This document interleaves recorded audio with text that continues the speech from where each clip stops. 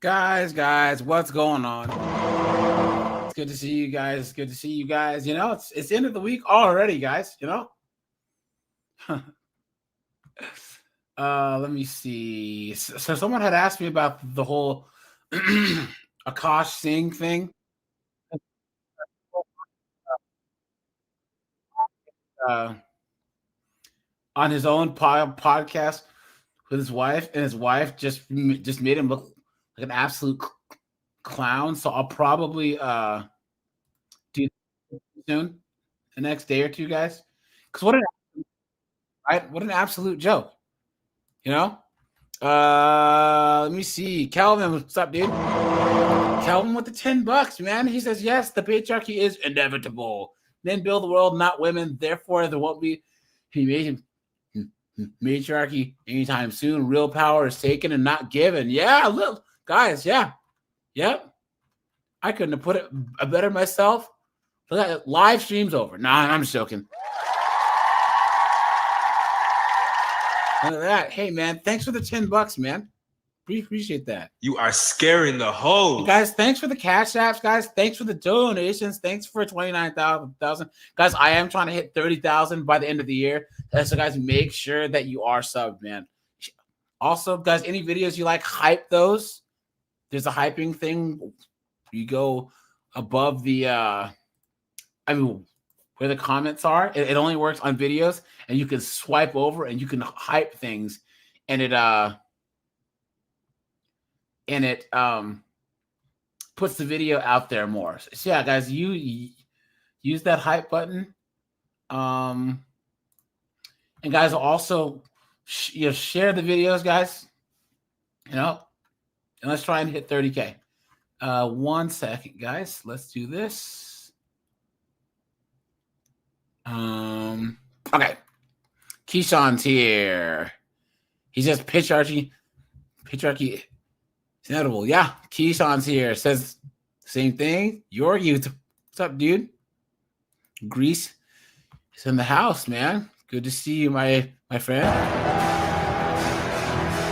This is where we hold them. This is where we fight. This is where they die. And these Shields boys. Steve is here. What's up, Steve? It's good to see you, my friend. I'm as mad as hell, and I'm not going to take this anymore. Red Door's here. Rajai is here. Rajai, what's up, dude? It's good to see you. It's good to see you.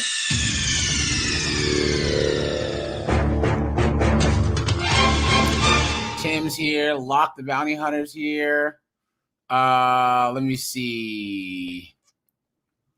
Marky Mark is here. God of the Sea is here. Sith Lord is here. Hey, Marky Mark's been around for a while too. You know, guys. I'm gonna drop the link early. You know what? Here, let's do that because this patriarchy thing. I think that these knuckleheads really, really don't understand what the true meaning of patriarchy is. You know, but guys, I am gonna start putting content on 501-304s again. I will also, guys, we are going to spin 3NN News off into its own channel starting early next year. So you guys will see a new channel that I'll announce, you know? And let me see. Guys, look at you guys know. Wait. I'm mother effing here. Where's my intro? Oh, yeah. Sorry, dude. I can't forget. Get that We're right. Here building a new nation for black people. It's time for you to start paying some dues, nigga. I ain't giving you shit. I love it. Now, guys, we haven't checked up on Ice Baby in a while, right? Oh, now this is ABC News. Hold on. GMA. Let me see if I can do. Hold on. Something tells me you're not talking about the It was ninja rap, man. Oh yeah, here. Let's break some news, guys. Here.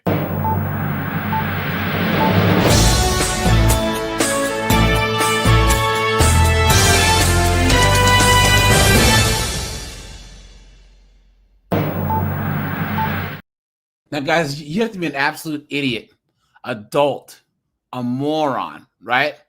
A total beta male, right? You know, Beta male. to actually think that what ICE is doing is not a net positive for our kind of country, you know? And guys, this is the crazy thing is that there's black people out there that, oh my God, the illegals. Greg, what communities hurt the most by illegal immigration? Black communities. Thank you very much. Thank you very much. What a joke. And with the Victim Olympics, and the funny thing about it, the Orange Man said this 2.5, 3 years ago. Yep, they're coming after black jobs. Yep. And people got their panties in a bunch. Yep. And it's funny that the Democrats, you know, out of all the places that they can put these illegals in Boston, in New York, Chicago, they put them in the black neighborhoods. Isn't it funny how that works, right? Because what an absolute joke. Yeah. Pimp this game. So was it Connecticut when Texas sent like 2 busloads? Martha's Vineyard. Yeah. Martha's Vineyard. And man, that was hilarious. They did one day of little publicity stuff, Kurt, and 2-3 days later they shipped their behinds off to New York. NIMBY, not in my backyard. You're not. Yeah, that's true. Bunch of freaking hypocrites is what they are. Yep. Devastating, and I don't really know how to put it into words. 2 husbands are speaking out after their wives were detained by ICE just days before Thanksgiving. The women thought they were going in for their final green card interviews downtown. Instead, they were taken into custody. ABC 10 News Well, at least they got a free pair of bracelets for the holiday. they got 3 hots and a cot, right, for Christmas. Reporter Danny Miskell explains how it happened and what. Lock the bounty hunter.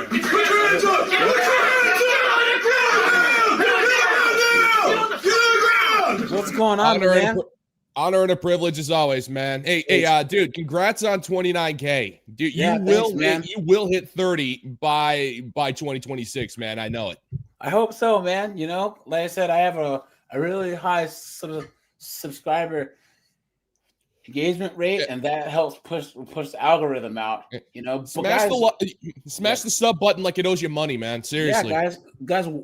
One thing that anyone needs to understand is, if anyone wants to start a channel, guys, now is the time to do it. Hold on, guys.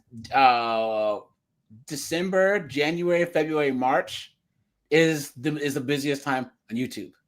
So, guys, anyone who wants to start a channel now, the next 2 or 3 months is probably the best time to do it. And guys, if you're contemplating it, guys, just do it. Just do it. I'm telling you, man, there needs to be a new crop of dudes out there that are doing it. And guys, I'm telling you. As a matter of fact, I meant to send you a message, and I meant to post something to Discord. They did my 2025 review. Why are you in the top 3 of my I am honored, my good friend. I am honored. Look at that. Comes next.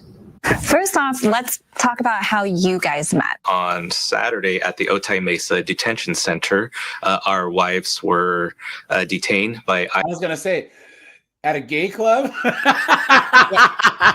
my guess was going to be Tinder, but they met on Grindr. I was like, stop. H&L Hockey Tigs. I was about to say that. Oh, no. Dan Buckingham and Louis Mesquita were strangers until this past weekend. Now, they both find themselves in the same fight to get their wives out of detention as soon as possible. The women were taken from them on what was supposed to be a happy day, getting approved for their green cards. They had a warrant, and they just said, hey, sorry to be the bearer of bad news, but unfortunately we have to detain you for being unlawfully present in this country on an overstayed visa. Look at that. No, wait. They were on an overstayed visa, you dumb. That's a crime. Thank you very much. I'm sorry, they are criminals, and criminals will get warrants issued for their arrest. Yep. That is kind of technically how law works. Yeah, You guys remember this? I wanted Thanksgiving dinner, but jeez. You see, I'll be right back. Look, watch. You guys remember when Don Lesbian was like, being here illegally is not a crime. Watch. You guys remember this? The border illegal in the law. Listen to this. Mexico right now is doing mass deportations on all the people that stayed illegally, right? Because that's how you manage a country. And it's not about hating people. Myself as an immigrant, it's just about doing things the right way. And now he's gonna woke explain oppression to this chick. She's Hispanic. She's an immigrant who did it the right way. And Don Lesbian is gonna try and woke explain her oppression to her. Of course, a lot of them have signs that said no human is illegal. Yeah. But once you enter the wrong way, doing it the proper way, you're breaking the law. It's not a crime. You're not breaking the law. I mean, you are breaking the law, but it's not a criminal act. Those laws are being broken left and right, and people are not being accountable. And it gets to the point where little by little starts growing and growing till it gets to a place where you can no longer live and be safe. In Mexico, they are doing mass deportations and they're using force. Nothing like you see here in the U.S. They're not. And it's true, guys. Anyone from El Salvador, Panama, anywhere from their southern border, they're rounding them up and getting them out of there. But somehow we can't do the same thing? Come on. Pulling you over and checking out. Let me see if you're legal to be here. No, they start beating you up and then they question you later. We're there. That's happening. Not even close. Crossing the border illegally, that's a crime. You don't see it that way, but look at that. Yeah, and another point in this fascinating conversation, he says, I have to try and find the entirety of the conversation. But guys, come on, right? Lesbians.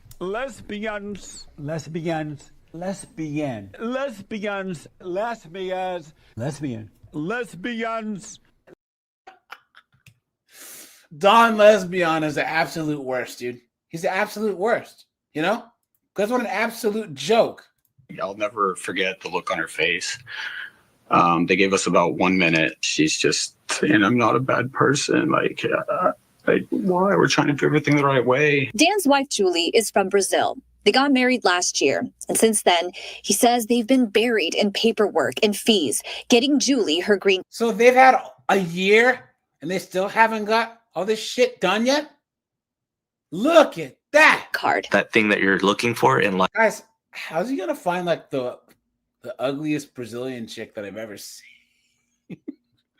Guys, there's some dimes in Brazil, and he didn't pick one of them. Julie her green card. That thing that you're looking for in life, that was it. Louis and his newlywed wife Vika just got married in March of this year. Now their situation is a bit different because Vika is a Ukrainian refugee. So she came. Oh, but guys, I thought that it was about race, right? I thought that they were only rounding up the Hispanics, right? Isn't it funny, guys? Didn't we see a story of a bunch of Chinese illegals hold on. ICE Chinese illegals. You guys remember this? They rounded up a whole bunch of Chinese people earlier this year. Yep, I buy it. It was like 300 or 400 of them. Look at this. Look at this. So, guys, this is that it's not about race. China living in Wyoming County for the last. A man from China living in Wyoming County for the last 30 years has been detained by ICE. 13 Wham's Carly Miner spoke with the man's family, who says they're in shock and working to bring him home. Carly, good evening. Yeah, Stephen, the man's family tells me they're. Her nose is a little big, but I'd smash. You know what I'm saying? How you doing? She's like all these babes. You get their pilot lit, they can start a leaf blower. Father went to the immigration office for a routine check-in and never returned home. It's been nearly a month since 56-year-old Yu Yang was taken into custody by ICE. His daughter Elizabeth tells me she's still in shock. The immigration office asks him to come in or they'll set up an interview on the phone and just checks in with him every once in a while. So this time we thought it was normal routine check-in. She tells me on July 14th, he received a call to report to the immigration office and was arrested. He asked his lawyer, and his lawyer was like, oh, it's okay because you should be fine because he just recently got approved for the first step in applying for his green card. So he just went in thinking it was going to be okay. Elizabeth tells me her father had a work authorization card, and when he stepped down from his restaurant in Perry nearly a year ago, he began working to obtain his green card. I, like many other people who live in the village of Perry, what a joke. Met Young initially through Hong Kong restaurant. Josh Marks met Yang about 8 years ago. I had seen a post on Facebook about it, and I was just completely shocked. Now, guys, they think that ICE is in the wrong. Isn't that crazy, guys? ICE isn't doing anything wrong at all. What are they talking about? Came to the U.S. when the war started. Greg with the $2 says that'll hit 30K. Hey, thanks, man, guys. Hell you guys yeah. support, man. You know what I'm saying? I think things are gonna work out just fine. Seriously. Garlic croutons, dude. This interview, her husband said one question prompted ICE officers to take her away. And when she asked the question again of have you ever overstayed your visa, she said yes. And 4 ICE officers So the cops pretty much asked her, are you currently committing a crime? Yes. You stupid woman. What? Sorry, that's hilarious, man. Come on. Oh my God. and she was so confused. I was confused. And she's like, no, but my status is pending. My status is pending. Did you ask them, like, hey, what about, this exemption, for Ukrainians as refugees? Essentially, they weren't there to talk. They were there to take her. I reached out to local immigration attorney Andrew Niebuhr. He handles cases like Dan and Louie's. He says in the past few weeks, dozens of people in San Diego have been detained by ICE during their green card interviews. It's been really tough, but we have to stay strong. The men say they're able to talk to their wives every day, but can only visit them in person on Saturdays. Now, they're waiting for another hearing and hoping to get bond. And despite what happened, this is what they would still advise. Lawyers are saying you should still go to the interview, and I would agree with that. Our lawyers told us getting that marriage approved is the most important part, because that will help, hopefully get the bond, hopefully get the green card. It's a really strong argument. No, because after you do the match, you then got to apply for the change in status. And he's right. It is money. And so there's a process and a step. And that's why it takes literally, if you're lucky, less than $5,000 minimum, but you're looking at $5,000 to $10,000 to bring someone over. Yeah, I've been holding this in. I've got to say this. I can take one look at this guy, and I can just tell that his wife's boyfriend is just very, very upset about this whole thing. Just look at that freaking guy. Oh, man, that is just... Oh, that guy needs a stimp tattoo.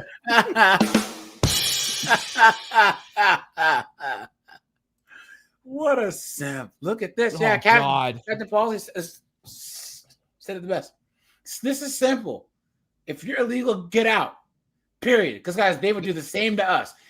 Absolutely. If any of us overstayed our visa in China, Japan, Mongolia, Brazil, they would kick us out so fast. Louis has set up a GoFundMe to help with the sudden expenses of his wife's treatment, which is costing in the range of at least $10,000. Danny Miskell, ABC 10 News. In a statement, a spokesperson for U.S. Citizenship and Immigration. Blah, blah, blah, blah, blah, right? Give me money. Here you go. There's another one here. A local man is fighting for his wife's release from ICE custody after he says she was detained during a final interview for a green card. It happened 2 days before Thanksgiving at the U.S. Citizenship and Immigration Services office in downtown San Diego. Our Tony Shin joining us now around the table after speaking with the husband. And Tony, he says his wife is now being held at the Otay Mesa Detention Center. And as we know, there's some other spouses kind of in the same situation. Yeah, they are certainly not alone. You know, according to an immigration rights advocate, this has been happening to dozens of couples in recent weeks. They show up for a green card interview and a spouse is suddenly taken into custody for what some call a technicality. I met Julie at Oxford in downtown San Diego, Oxford Social Club, at the end of January 2020. She's a total butterface, you know what I'm saying? But I mean, she has a shape to her, you know? It's just this part right here. We hit it off. Dan Buckingham says within months, he had fallen in love with Julie, who came to the U.S. from Brazil in 2017 on a student visa and eventually transferred to a tourist visa. She did end up overstaying her visa, and that happened to be... Case closed. Exactly. Case closed, you absolute dunderhead. And AJ, if you find this is something interesting, I actually just looked up the Oxford Social Club. Dude, that's like a place for rich people. That's like a place for people with money. So, you know, put two and two together why she's with him. Yeah, it ain't true love, brother. Yeah, but you know, I love her, man. She gives me that got because she wants to, man. He loves me. Right around the time that we met, and we fell in love, and next thing you know, we're married. Dan hired an attorney and began the process of getting Julie legal and permanent Of course they went to freaking Vegas. According to Dan, the process had been going smoothly until November 25th, when they showed up for a final green card interview at the U.S. Citizenship and Immigration Services building. USCIS interviewer is asking questions all about how you met, different things about your family, different experiences that you've had. They'll sort of quiz you on different things. You know, what's their parents' names? What's their phone number? Different things like that. Dan says they were almost at the end of the interview when two other officers came in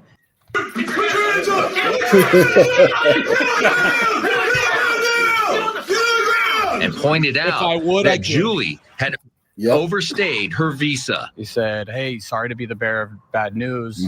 Turns out we have to detain you for being unlawfully present in this country. Julie was taken into custody. You know, they gave us about 1 minute. She gave me her jewelry, her phone, and, you know, they handcuffed her. You know, I'll never forget that look on her face. She's just saying, you know, I'm not a bad person. I We're messed trying to do up. everything the right way. That's the technicality that ICE is using to detain people. How is that a tech? So Jay, how is that a technicality? Oh my God.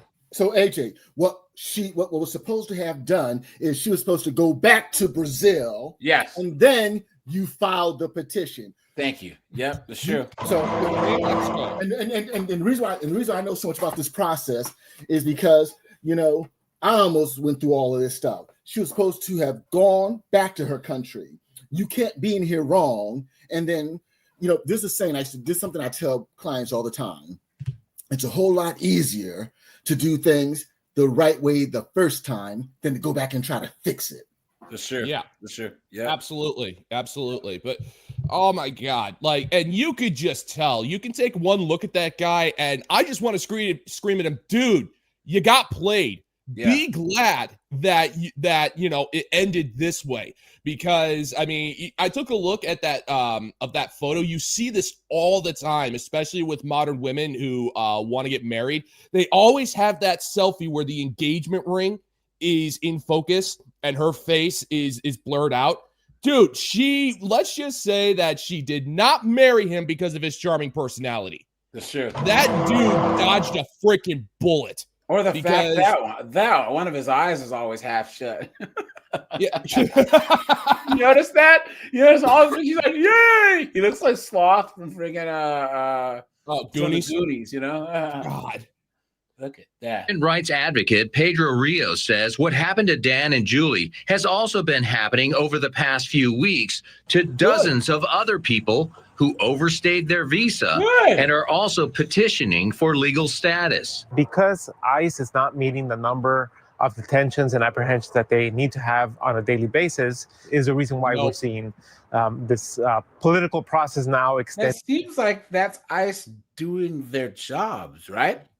Group leader is saying we're not meeting a quota. No, I am trying to get the clients for my law firm by talking shit on the news, please. To people who otherwise would not have a problem becoming green card holders. Immigration officials say these types of apprehensions may occur if individuals have committed violations of immigration law. Dan says he is a strong supporter of tough immigration guidelines, but he also believes his wife and others who are in a similar situation should not be detained for overstaying their visa while trying to gain legal status. What I worry is that a lot of people are going to be discouraged now from going to their interview, because they're going to be afraid that their spouse may get detained.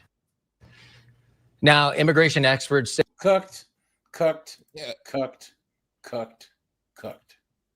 to it's tough to have sympathy for simps like this. It's tough for them. It's like, dude, if she really did want to marry you, and if she actually did care, they would have followed the process.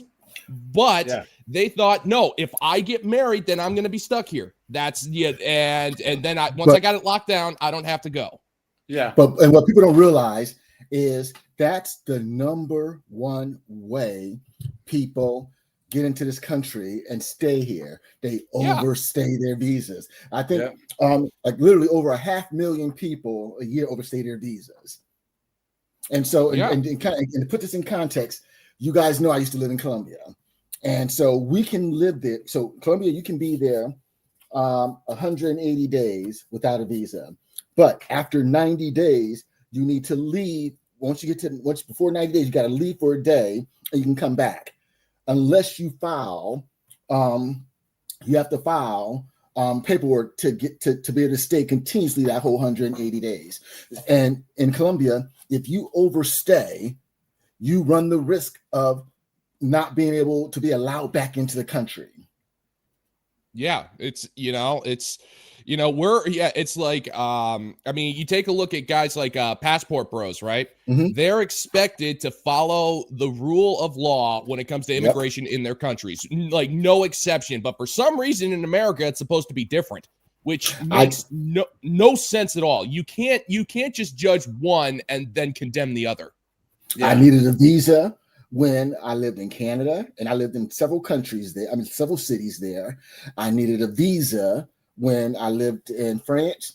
Didn't need a visa for Colombia and DR. And DR really doesn't care if you overstay, because once again, we're not a drain on their resources, but they get you going back. Because when you overstay in DR, you pay a fee, and it can be anywhere from $40-$50 to several $100.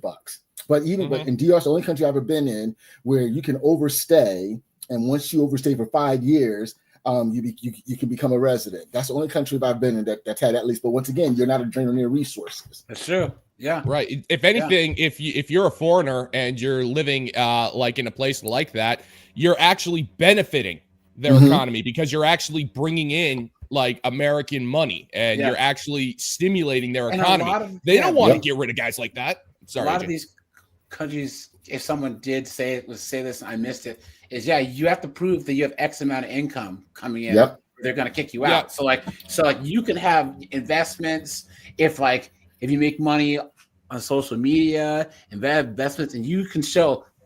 I think in most of South America and Latin America, it's like $2,700 a month or whatever. Actually, it's around $1,500. Oh, okay. In pension or lifetime income. It has to be lifetime income. Yeah. A lot of countries in Southeast Asia, I don't know. I heard this a long time ago, so the laws probably changed. But I know, like, if you wanted to get like a retirement visa in a place like the Philippines, you have to have like 50 grand in, I believe, liquid assets, something like that. Yeah. So yeah, you have to be liquid with at least $50,000. And if you have that, you can actually start the process of getting a retirement visa and you can actually live there.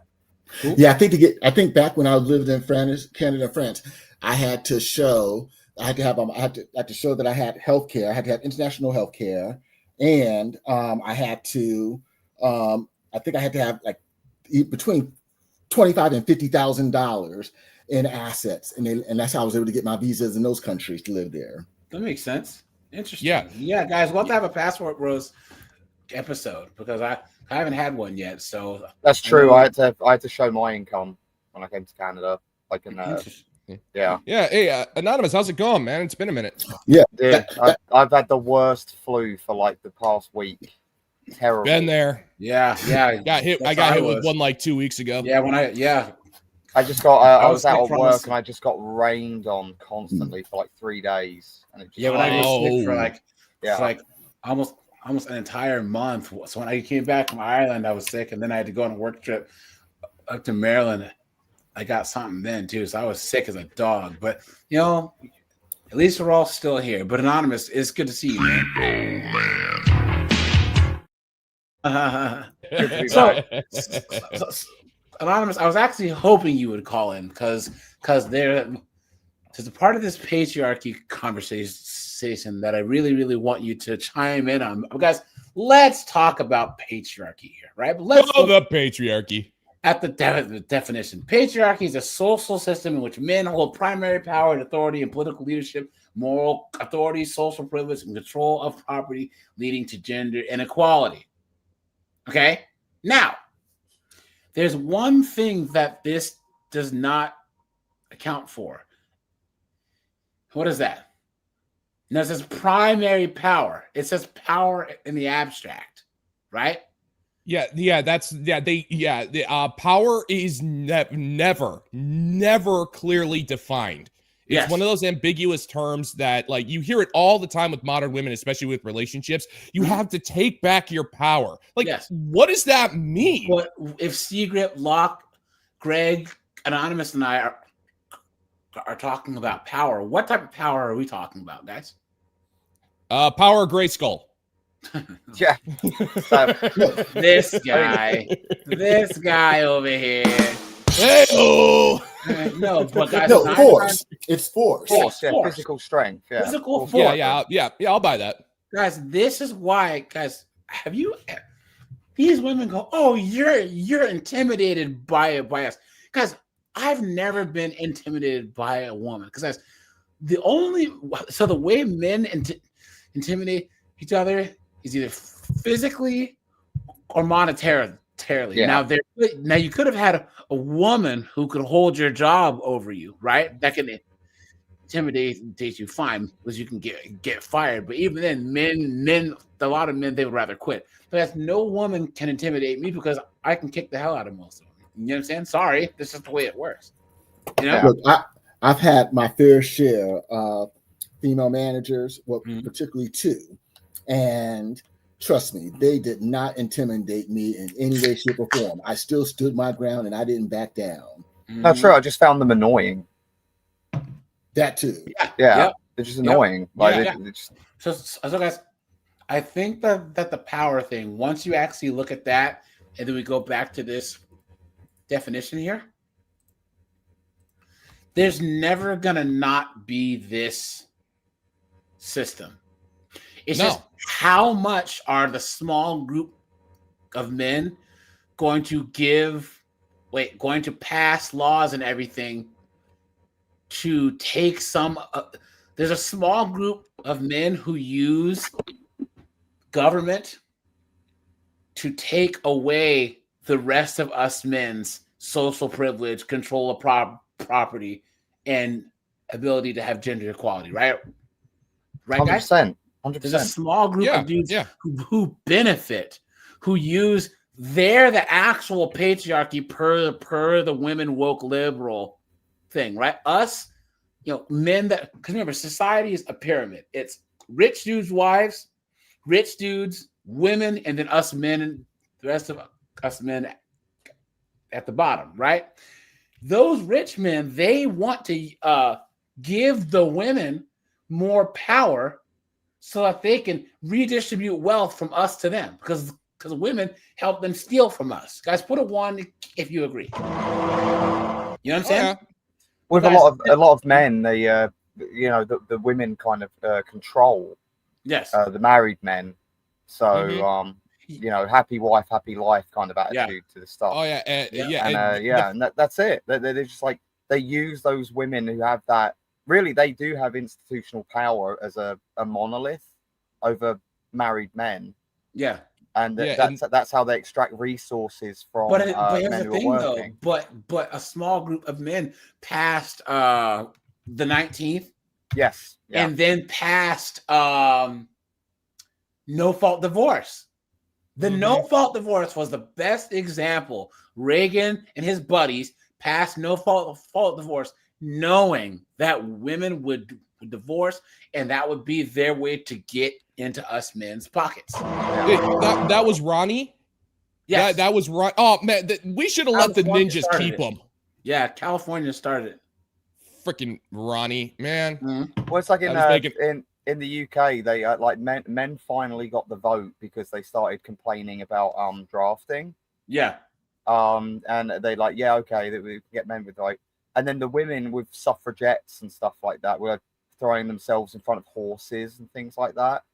At like racetracks. I don't know if you've ever seen that kind of footage, but and 10 years later they get the vote. But here's the thing, they were still doing that anonymous. They were still doing that to appeal to us men to give them the right to vote. Well, that was it. Yeah, men were just like, I suppose they could probably have it. Yeah.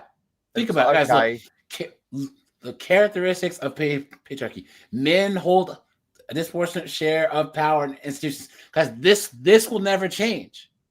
Yeah. Ever. Because these institutions, they rely on force. Government does, religion does, and the economy.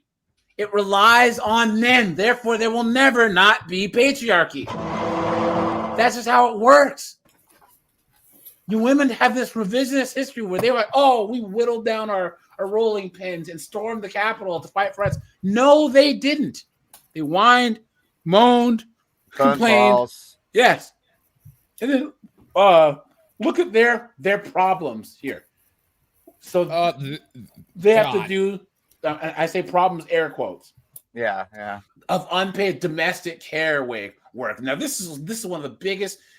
Do not get me started. Yeah. Well, actually, to be fair, unpaid domestic and care work is like my bread and butter, especially with people like Granny Gertrude. Like, that is what they complain about all the time. Yeah, I should get paid for putting. It's like I should be paid money for putting glasses into the dishwasher. Yeah, my life is so hard. Yep. No, guys, I still work freaking 14 hours a day, and I come home and load the dishwasher. Where's my extra money? Hey, Anonymous, you're patriarchy. You're not allowed to talk about that. Yeah, you're an English colonizer. You better keep your mouth shut. Stop promoting the patriarchyisms. Yeah, I've got such privilege, guys. Now, guys, this is the biggest psyop that there was, and the way that they did this is they denigrated everything men do. They did this by saying that not only are women worth more than men, but what they do is harder and contributes more, when it's the exact opposite. Think about if men charged women for every single unpaid thing that we do, not just stuff around the house, but how many times have you guys, in your stupidity, helped a woman load something, get into her car? A woman needed a jump, so before you were red pill, you actually stopped to help her jumpstart her car, because we would help women out on a daily basis. Oh yeah, holding doors for women. We should charge them like $1.25 every time we do that. You know, I'm guilty of that. I used to do it all the time. I think we all have. Yeah. Now I charge them. So look at this normalization of male authority. So the system can normalize on the idea that men should be in charge, either through the idea of superiority or the sense of needing to protect women. Who else is going to protect women? Women can't even protect themselves from the last slice of cheesecake. Thank you very much. I mean, What it's a like show. Well, I mean, here's the thing. We've actually seen what happens to women when the sisterhood gets in charge. And I've gone on record saying this. Like, the sisterhood is nothing but a massive gaggle of backstabbing Jezebels who will turn on each other for the pettiest of freaking reasons. Yep. Yeah. And then make problems and then hope men fix it. I say this all the time. You guys remember my resort analogy? So men build the greatest, best resort, this huge resort. We knock down the trees, you know what I mean? We build the foundation. It's right by the beachfront. You know what I'm saying? We have movie theaters in there and friggin' water fountains that you can, have friggin' all types of cool stuff and buffets, and it's just the greatest place on earth. So Skeeter's house. We get it, up and running. And women say, "Yeah, we want to be in charge now." And then they go the extra step. Well, you men need to wait out on the front lawn, and we're looking on the front lawn as they're trashing the place, swinging off the chandeliers, falling out of the ceiling, just letting everything go to crap. And guys, every now and then they'll open the door and be like, "Secret, lock, Gregory, Anonymous, can you come fix this?" And these simps, these morons, right? These beta males. Okay, beta. Well, guess what? We're not answering the call. The answer's turned to no. Exactly. I've noticed they're running out of betas. Yep. Yeah. I'm not being funny, dude. Like the flock is getting really thin on these guys who are willing. Even the biggest simps are like they're starting to second guess themselves. Yeah. Because there's no freaking there's no money left. There's no money left. It's like I've also gone on record saying that this particular community is largely comprised of former simps. I don't think that's a bad thing because because the men who are finally saying no, like these women, it's like we finally know our worth. We have our self-worth, we have our self-respect, and we're not, and it's just the answer. It's like, well, what, aren't you going to help me? No. Why? Yeah. And then it's like you say no, watch their brains glitch out. Yeah. It's like the word no does not compute. Yeah. I've always said that, like a lot of people like men really care about like their peace and their solitude. That's a big thing. Unless they've got higher goals, like if they've got children and stuff. Like when it's just a man on their own, they don't really need a lot. Yeah, they really don't. Men And are simple that's creatures. That's the big flaw in the system. Yeah. When it comes to it, when all these guys don't care about, like flash cars and stuff like that to impress women. Yeah. That's when things really start going. Things start tanking, and that's what you're seeing now. Yep, that's true. Everything's tanking. Like all of this financial stuff is tanking badly. Yep, that's true. Guys, Sweet Auntie says the shitsterhood. Thanks for that, my friend. That was genius. That's a good one. I appreciate that. Thank you so much. Seriously, garlic croutons, dude. Okay, so guys, once again, Hell yeah, I made a great point, guys. Anyone who's coming up, guys, hit the StreamYard link. He says that we gave women an inch of power. So the first thing they vote for is baby deletion. Yeah, that's facts. Guys, they were trying to say that despite all the issues that we had going on in this election, all these chicks said that baby deletion was their number one issue. Think about how stupid that is. They're trying to say, crazy. It's the Handmaiden's Tale. It's so bad because we can't delete our own children. You stupid woman. Clown world. It gets even crazier than that. If you go to the CDC website, across the U.S., on average, for every 1,000 live births, there's close to 200 deletions. Yeah. And when you start looking at some of these really liberal states, it bumps up to about 25%. Literally, like 25% of live births in some of these states like Florida, New Jersey, Connecticut and stuff like that are deletions. That's what they voted for. Yeah, and I remember way back before I started making content, I saw this show on quote unquote Comedy Central, and the female host, because of course, was dressed up as a female version of Uncle Sam, saluting while a marching band was playing Stars and Stripes Forever, and they were celebrating baby deletion. And I looked at that and I just went, dude, that is wrong. Yeah, that is just that was that you is know the craziest statistic. I think I got this from you, AJ. Was like you said the black community in the US has not moved. Yeah, we've been 13.5% of the population for the last 40 years, because that's with increased immigration and refugees from Africa and Haiti. So this actually, guys, see it. Greg, think of this. Was it anyone black in the chat? Sound off, put a 1, right? Think of this. Rajai, Tim Hicks, Dante, Captain Palsy, anyone who's black in the chat. We've had an increase in immigration from those areas, and the American black population hasn't grown. So if we keep this up, guys, American blacks will be a minority in the black community in the United States. And you were the biggest swing vote. Yeah.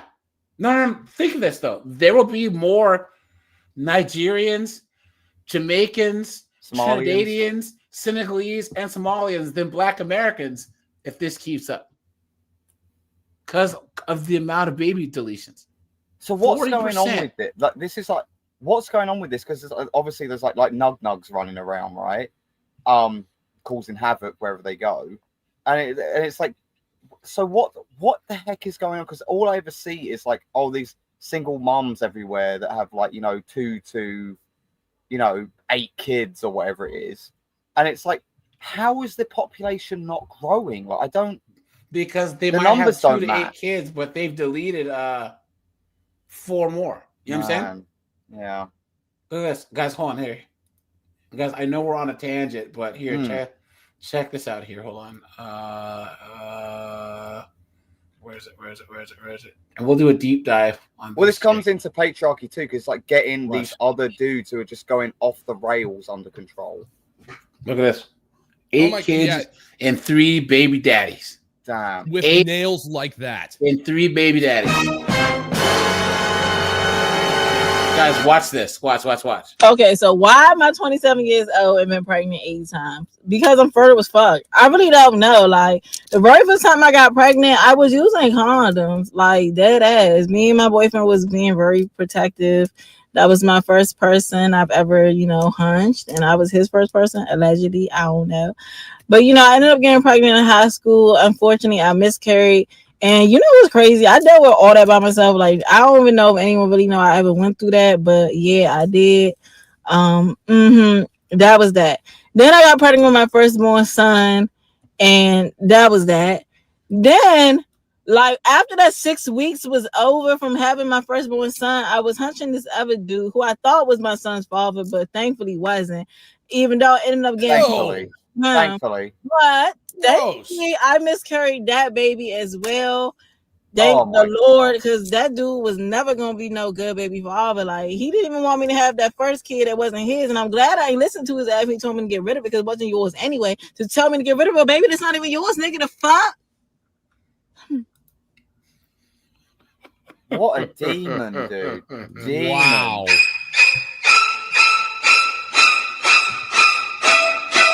If this isn't Gloctavia, then I don't know who is, guys. Dude, look, tattoo on the hand. She's got like gummy worms on the tips of her fingers. Disgusting. Like, she can't wipe properly. Disgusting.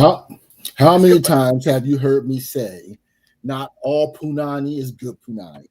Guys, no, rotten. I tell you, guys, you could Thanos snap 99.79% of all of these B-dubs away. Yeah, and the world would be a much better place. I'm dead ass serious, guys. I've got a feeling, don't ask me how I know, but if you see a woman with nails like that, if you put a crucifix in front of her, she's going to get a headache. Well, they used to, like, there used to be like Coca-Cola nails, right? Mm-hmm. And it's like she's got like a whole set. Yeah. It's just crazy. Yeah. That clicking, that Yeah, nail yeah. clicking is just like, I listen to that, and that's like freaking nails on chalkboard to me, so to speak. Sorry about coughing. Sorry, yeah. So that baby, bye. And then I met my current boyfriend. We had a beautiful daughter together. Like, not even a year was over with since I had my first daughter. I ended up pregnant again. And I'm like, I'm not having another baby. So I got my first abortion.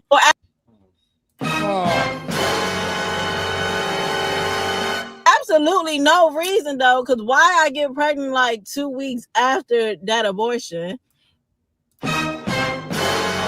God. And I was like, all right, maybe I'm supposed to have a baby. Fuck it. Let me just keep this damn baby. It might be a boy. And you know what? If we have a girl and a boy, I could be done. Meanwhile, I ended up having another daughter. So when I got pregnant again, I'm like, if it's a boy, then we Gucci. It was a boy. What? So now I got 2 sons and 2 daughters. Ended up getting pregnant this year. She's got 2 I don't son even really husbands. know how. I don't know. But Yeah, I got it's another wrong. abortion. Yeah, sometimes you just fall on a D. Yeah. She tripped and he fell. It's like I said, AJ. It's like I said, just a random penis came out of nowhere and just impregnated jumped out the her. trees like on Predator. You know what I'm saying? Yeah, it just came out, just like clicking, and just like in and out. So there you go. Yeah. Look at that, guy. So take a look at that caption. You know what the caption says? Hope this helps. Hope Who are you this helping? helps. Like, what are you talking about? You just went on a rant where you talked about how you were irresponsible in the bedroom and how you let 3 different dudes impregnate you multiple times. That's not helping anybody. It's just a freaking catchphrase with these women. Hope this helps. Just making Boston creams in the bedroom. Yeah, you know what? It does help. It's it's a great advertisement for monitoring your own condoms. Look at that, guys. God. Look at that. Look at that. Like, this is the pictures. main image Lip on her filler. page. Crazy. God, that's. Where did this term hunched come from? That's disgusting. Like having sex. Hunched. Hunched is hump. means you had sex with. Oh, okay. Look at this. Y'all have such a weird obsession with wanting people to be ashamed of things that they don't care about. It's crazy to me. I made the bed and I laid in it 4 times. No ring. You know, one of them wasn't even in a bed. Okay, if you're getting defensive, for the love of God, say she's getting defensive, so she knows she should be ashamed. Disgusting. Like, good God, man. Make Shane great Disgusting. again. Please, guys. Yeah, bring forth the asteroid. I think we've all earned it at this point. Yeah. Pariahs, man. Yuck. But I did that. I know where I was when I was where I was. What? I'm still living. I'm still thriving. I'm still that girl. Section 8. EBT. Not anymore. I know. Yeah. Right. Orange Man's coming for that EBT. Ironically, I was gonna say, ironically, those things are they're kind of like events of the patriarchy. Yeah, that's true. Yeah, facts. Yep. This thing, they reject it. These kind of women reject the patriarchy, but they're more than happy to take the scraps of it. Yep, it's true. Yeah, it's nothing but hypocrisy. Yeah, it's very, very, very, very true. They got the number one argument. Well, that's different. EBT is the scraps of the patriarchy. Pretty much. Guys, pretty much anything, in all these social programs. Yeah. Because men pay most of the taxes. Yeah, anyone who's profitable who actually contributes, that's what you get their scraps. Yeah, and guys, isn't it crazy how benevolent? Here, I'll wait until this is over, and then we'll talk about benevolence first, and then we'll get into the rest of the time. Yeah. Mama, that shit is indestructible, okay?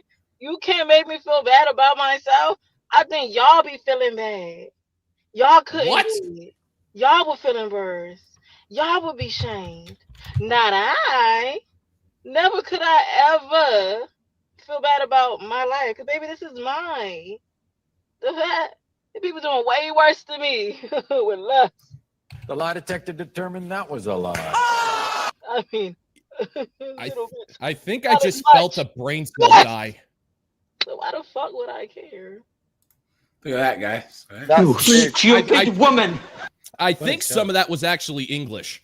That's dude. When she says that like old people are doing way worse than me, like that is the biggest example for me because I've seen it in my own life with my own family where they compare themselves to the lowest denominator.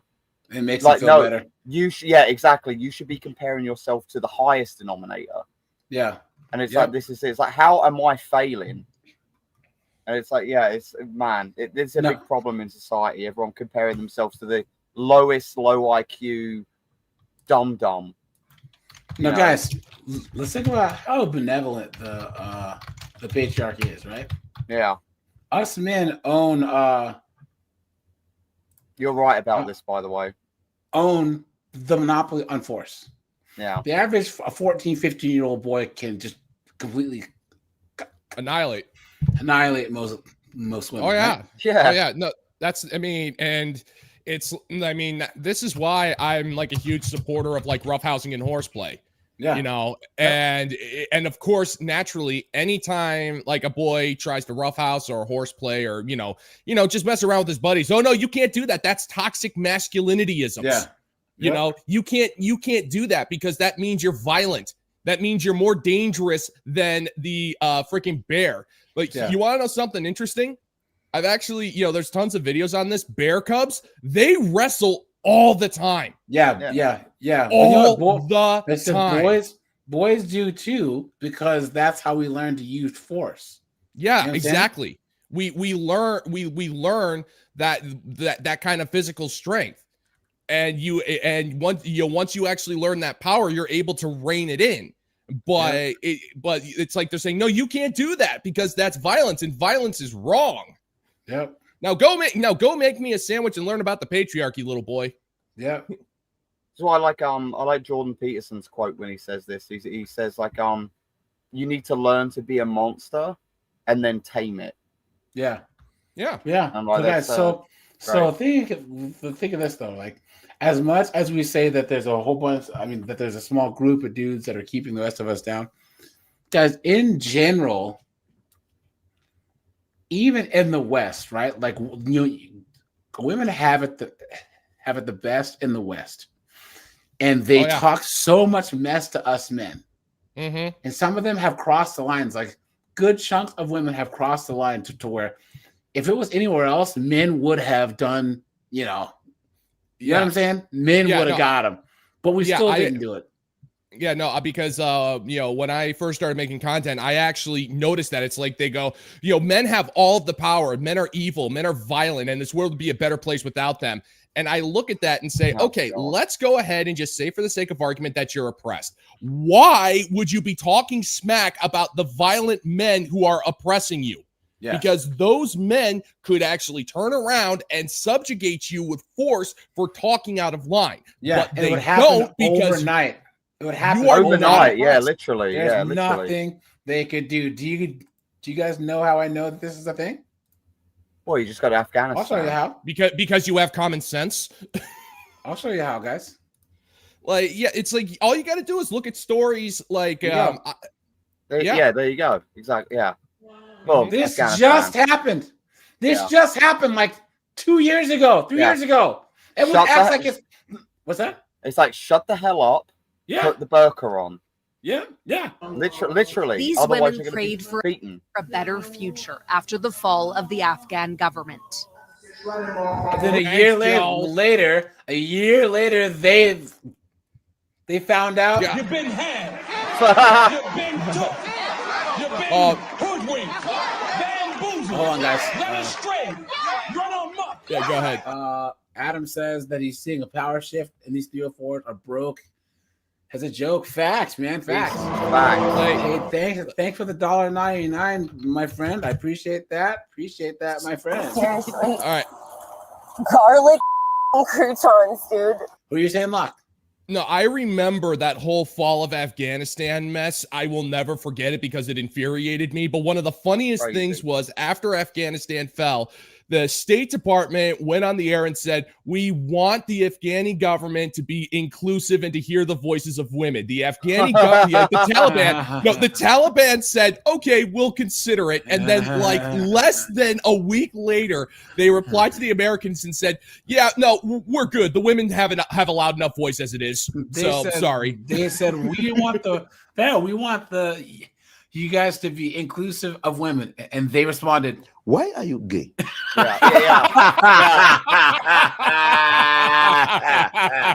We made the cages from 5 feet to 6 feet. Yeah. You're welcome. Yeah. 3 years later, the very act of reciting the Quran together could send them to prison. Women are forbidden from allowing their voices to be heard by other women.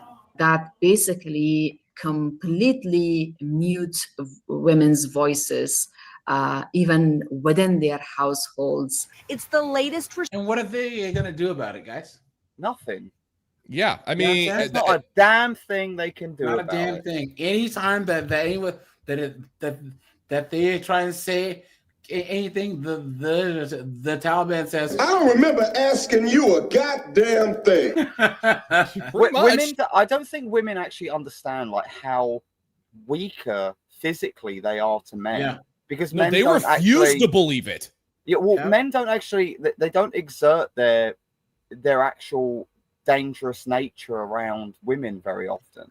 Look at this. Because we know our destructive This is power. happening in America, please. Oh, God. Whoever said that. Oh my God. Whoever said that is evil. Yeah. Oh, my God. Like women in the West have absolutely no idea how good they have it. There's places in Europe where this is going on. Oh, yeah. Anonymous, hold on. I want you to save that gusto because that's coming next, okay? Thank you. Yeah. Well, you know what? Here. The funny thing is that people in places like the UK, people, Germany, France, like pick any of them. The West. Yeah. Any place in Europe. In the West. Sweden. Like the UK and France. Think that it is a good idea to let millions of men from these countries into their own. Diversity is our strength. Does this make sense? AJ. By the way, I will say, spreading this mindset all over the West and will not stop until this is happening everywhere. The craziest thing is that liberal white women vote for this clown. Amazing. Laughing face. Not one thing is wrong. Laughing face. Yeah. With tears. Comment. Yeah, there we go. Perfect. Patriarchy. Patriarchyism, AJ. You're triggering me. That's if anyone else wants to leave a comment, there you go. Yeah. Triggering me. Go ahead, guys. Go ahead and let them know how you feel. But this is, by the way, this is not regular people in England and France that people feel this way. No. This is all of these elitists, like these the people who are supposed to be in charge of the patriarchy, right? These are people that are supposed to be the patriarchal heads of our nation. Here's the thing, though. There's that small group of men that are importing these people for cheap labor. They're doing stuff like giving out the benefits because they're benefiting from all that money that's going into the benefit system, into the social and they don't. And this is what's so weird to me is like they don't think there could possibly be some sort of revolution from these people to overthrow you. Yeah, they like, don't it's care. crazy. One thing that you have to. Like, one thing, it's like the people who like support this stuff and the people who actually write the policy to get them in, they're fine. Like, they live in fortresses. They have security forces armed with fully automatic weapons. They have, the support of the governments and stuff like that. They have no problem letting it all burn because F you, I got mine. That's not forever though. Like, not forever. Like, you get to a tipping point where it's like, hang on a second. There's a million people outside who want my blood. It doesn't matter how many soldiers you have. Like, there's no way that you could fight off 1 million people. Yeah, that's what I always tell way. people about these tough guys that are like, oh man, jail. I'm like, guys, guys, what do all the convicts say? No one's tough in jail because you can't fight off 6-7 dudes. You know what I'm saying? Yeah. If you're in jail, you can be Bruce You're Lee outnumbered. Like, and there's friggin' nothing you can do. And Juan and his homeboys are gonna take them cheeks. That's just the way it works. You know what I'm saying? So guys, stay out of jail. Yeah, so I actually so pretty much when it comes to like the top tier, like I quote the usual suspects because it's such a great quote. Those guys are protected up on high by the Prince of Darkness. So that's true. Yeah, it's so like those guys, like I'm not talking about like the mid-level guys. Yeah, those guys are boned. But I'm talking about like the ones who are in bed. Like, there's a reason why guys like, am I allowed to say Zuckerberg? Or do I have to? Am I cool with saying that? I think Zuckerberg will be fine. Yeah. Okay, yeah. Guys like Zuckerberg, they have literal bunkers in Hawaii, like places that you cannot get to without a plane or a boat. So if things end up going pear-shaped, they're just gonna go dig themselves in and wait for things to blow over. I'll admit they'll just like they'll like zoom off somewhere, right? Like, I don't think you'll ever actually get them. But like to the point where like their structure of their whole system will just collapse. Yeah, they already got theirs. Yeah, they got theirs, but it's like they can never re-enter society ever again. Yeah, but they don't care. They don't care. Yeah, exactly. They'll just live in they don't care. Some they'll live in luxury somewhere. They'll live in luxury. They'll still have control. That people talk less about Elon, but hey, he at least cares about the planet enough to try and repopulate it himself. You know what? I'll give you that, but at the same time, I'm still convinced Elon is a Bond henchman. I am still convinced. I want to look at him. It's like if I could ask Elon one question he had to answer truthfully, I'd look at him and say, "Who's your boss?" You answer to somebody. I can tell. I kind of like Elon because he kind of I feel like he's got this kind of like innocent streak in him. Whenever I see him ask a question, he really does intently seem to think about things and has a look. He's a white nug with money.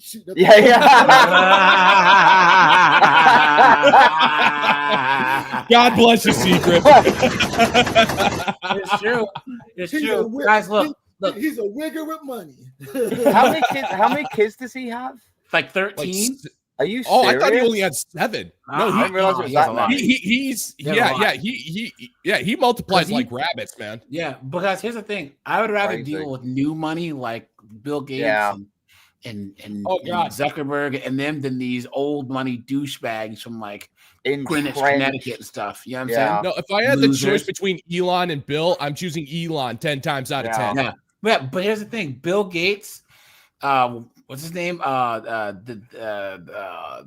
Amazon dude. Damn it. Jeff Bezos. They've made their money in my lifetime. Yeah. So you got to give them credit. They didn't inherit their money. They built it up.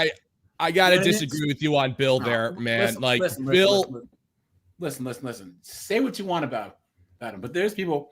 My family came over and was selling slaves in 1846. Oh, yeah. Those people I have no respect for. Those people I like the new rich, where they're so rich that they can buy and sell these old knuckleheads that thought that they were just this. we're so blue blood and blah blah blah. Yeah, until Bill Gates comes and buys out What your are whole the family estate. what are the famous ones in the US? Like there's a couple of families, right? The Carnegies. Let's see. You got the Rockefellers. Rockefellers, yeah, that's one of them. Yeah, the Rockefellers have been rich for generations. Bill Gates now has been rich. Like in my lifetime, he's built up his money. I think that deserves more respect than someone whose great grandpappy was friggin' slaughtering Native Americans. Here, a lot of them. I respect Bill Gates for sure. A lot of them made their money screwing over people during the Depression. And in New York, there was insurance people that didn't pay their settlements out and kept the money and invested. It was dirty, underhanded stuff after the Civil War. During the Depression, during World War I, all this dirty stuff. Yeah, exactly. So like this is actually the scariest blue blood family. Are you familiar with the Rothschilds? Yeah, have you ever heard of them? One of the suffragettes. One of the suffragettes was the wife of a Rothschild. Do you know how the Rothschilds made their money? Bank. Okay, so any historians in the chat, like, please correct me if I'm wrong, because I'm not an expert, but the story goes that when during Napoleon's second conquest, after he came back from exile, the Rothschilds were actually bankers that were funding both sides. Like they gave money to Napoleon, they gave money to the I'm not sure if they were British or English at the time, and like the thing is, they were watching Waterloo to see what would happen. Yeah. And like what ended up happening was the second Napoleon lost, the Rothschild banker had very specific. Once you find out, the very second you find out who won, haul it back to England. Let them know so they can manipulate the market and make a killing. They were going to make bank regardless of who won, and they ended up like dominating the stock market after England and Prussia and all of those guys ended up defeating Napoleon. Yeah, they made so much money off of war. Yeah. Oh boy, I might end up going offline in a second, guys. Just a heads up, guys. The Saudi king or the Saudi sheik and all, they're trillionaires, guys. No one ever talks about them. They're worth trillions. You think Elon Musk is the richest man on earth? No, he's the only guy that talks about it. But guys, there's people in Norway, because Norway is one of the highest oil producing nations. In Venezuela. They're very quiet, those people. Yes, and the Middle Eastern guys, they're worth trillions. But restriction from the Taliban's so-called Vice and Virtue Ministry, which has also outlawed the sound of women's voices outside the home. Since the Taliban seized power in the summer of 2021, it's tried to erase women from public life, barring them from schools, universities, workplaces, even beauty salons. Extreme gender-based discrimination is not only a systematic abuse of women and girls, it is a self-harm on a national scale. And what are they going to do about it? Yeah. What are they going to do? I just ask people, why are we importing these people? Yeah, thank you. Why are we doing this? Thank you. Yep. Because diversity is our strength. Yeah.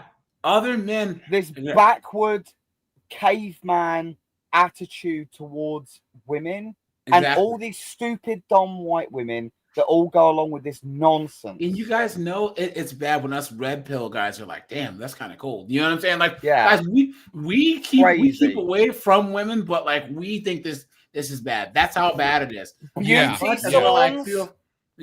Women can't be in beauty salons. Yep. Look at that. By cutting out half the workforce, the Taliban has plunged the country even deeper into poverty. More than 3 million children are now suffering from malnutrition. It's a government of Taliban, by Taliban, for Taliban in Afghanistan. Despite the deteriorating human rights situation, advocates say women and girls in Afghanistan have been abandoned. It's just bizarre to have such a decree. This further pushes women into more isolation. Foreign Until men with guns can come and free them. Yeah. Therefore, patriarchy is inevitable. But in the meantime, those streets were clean. Yeah, and quiet too. Minister Melanie Joly condemned the edict on social media, saying Canada has launched a joint dispute with Germany, Australia, and the Netherlands against the Taliban. And what's that gonna do? What the hell Yeah, is so in Canada other words, gonna they're do? writing the. So in other words, they're writing the Taliban a sternly written letter. Yeah. Hey, Taliban, you don't do that. That's really what you're telling me to go F myself. Well, I tried. I know. Sorry, Hey, Taliban. How dare you? Yeah. So in other words, they're hoping men with guns will Thank come you. liberate them. Exactly. That ain't gonna happen. We Brutal tried that. repression against women and girls. So guys, here we go. Advocates want. Now, guys, we'll get back to this because this was before. I mean, here's a newer report. We asked how he could BBC. justify the law. 3 years after the Taliban's return to power, a new law has been passed saying that women must cover their face and body completely if they leave the house, and their voices cannot be heard in public. Despite the risk to themselves, some women have spoken out and have been telling the BBC's Yogita Limai.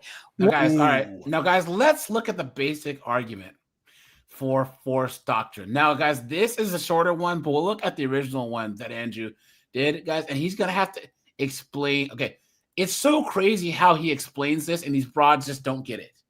They don't understand. Who's the Asian Dick Tracy? Oh,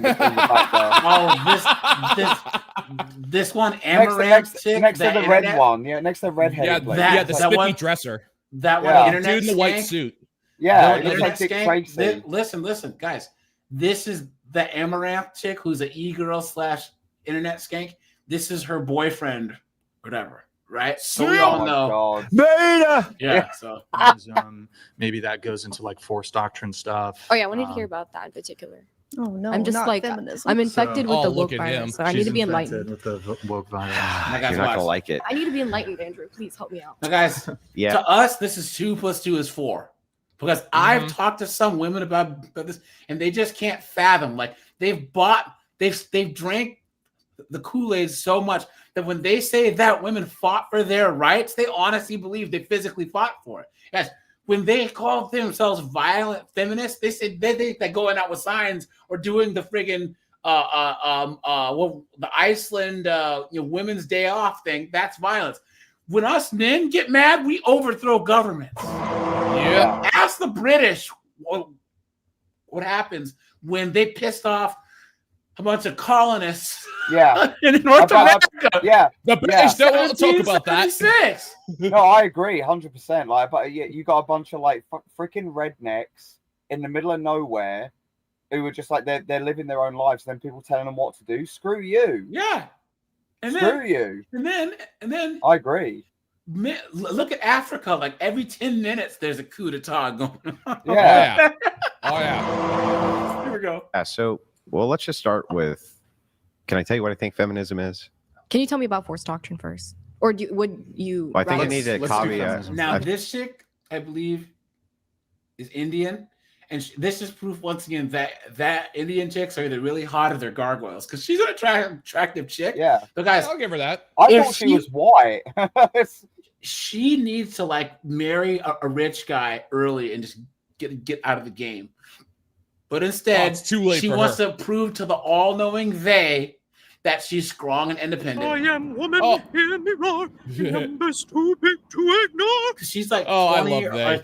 or like 21, So they need to know that I'm more than just my looks, and they need to. Who is this they? Who? No and one guys, cares. The know society's cooked. patriarchyisms.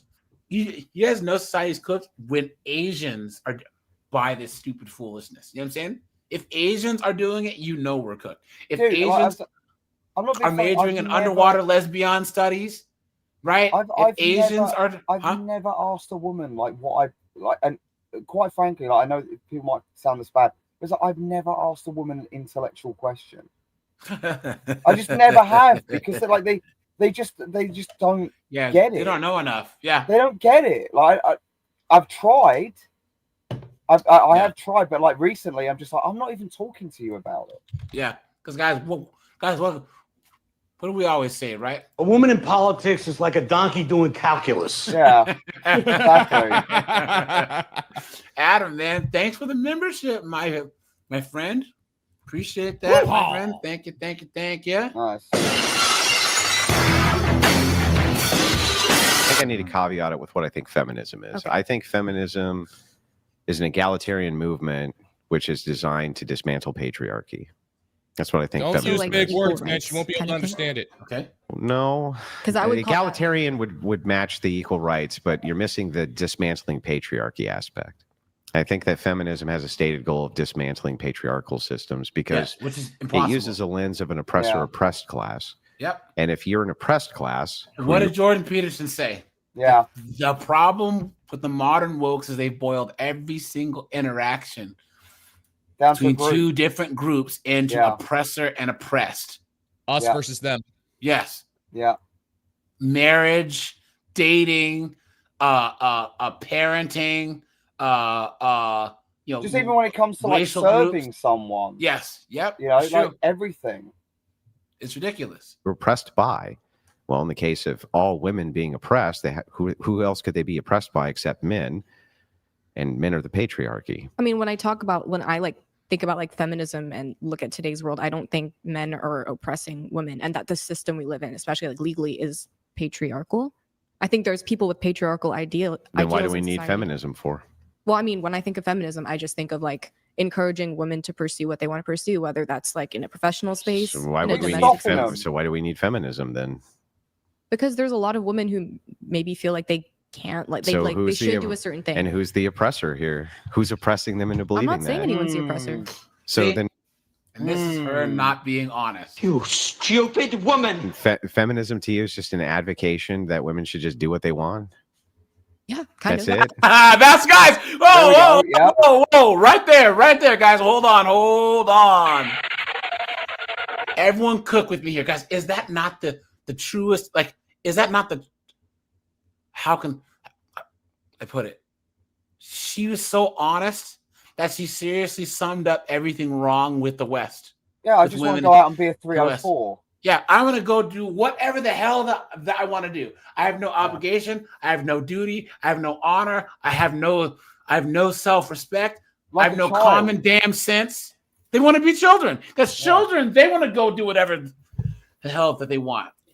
But here's the funny thing about it. Do you remember when Ho Taylor when she was talking to Kendra Smenjit, and she was like, I'm sick and tired of people talking about legacy. That's because these women don't see no future beyond themselves. It's all about here and now.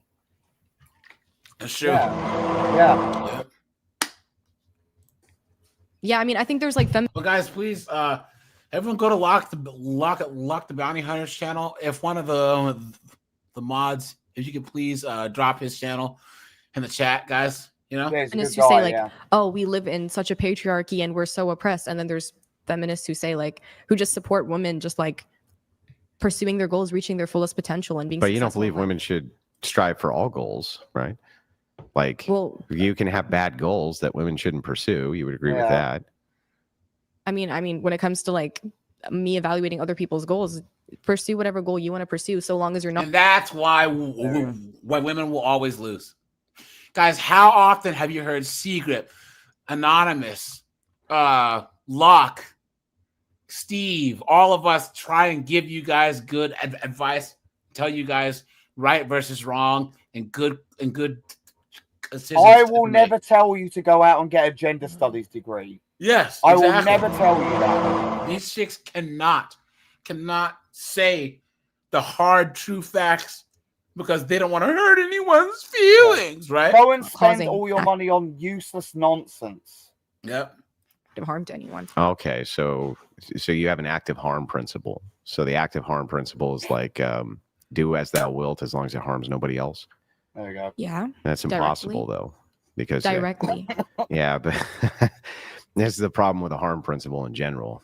Is that no Well, matter- most people don't have goals that are harming people. Like most women aren't trying to pursue. Well, I think goals that- are harming. The lie detector determined that was a lie. people don't What do you think generally set OnlyFans out to is? harm people. Yeah, that's true. Hey, say OF guys. OF, sorry, yeah, okay, please, guys. yeah, okay. Poor Man's Podcast said that one of his videos had got Oh, really? Did he even demonetized because he was saying the term right. Okay. instead of OF, guys. It's so funny because people are Yeah, like, why are you not saying this or saying that? It's like, guys, I don't make the rules on YouTube. I don't. These freaking YouTube bots, man. Yeah. All you guys understand, but there's still every now and then some knucklehead who's like, I don't understand why we can't say, Mustache Man's name. We should be able to say this. I'm Because like, there's an overarching bunch of liberal robots that are telling us what to say. Yeah. thank you. Yeah. And plus, I prefer the more accurate term. Only fools. Yeah. Only fools. Only Yeah. a fool Yeah. will. I call it only freaks myself. Yeah, freaks. Yeah. Adam, my email's in the is in my about, but log into my Discord, man, guys, because the easiest way to get a hold of me is on Discord. You know what I'm saying? That's like the easiest way.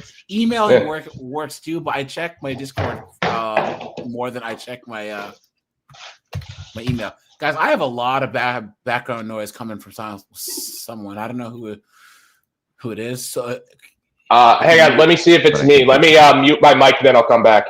Okay, all right.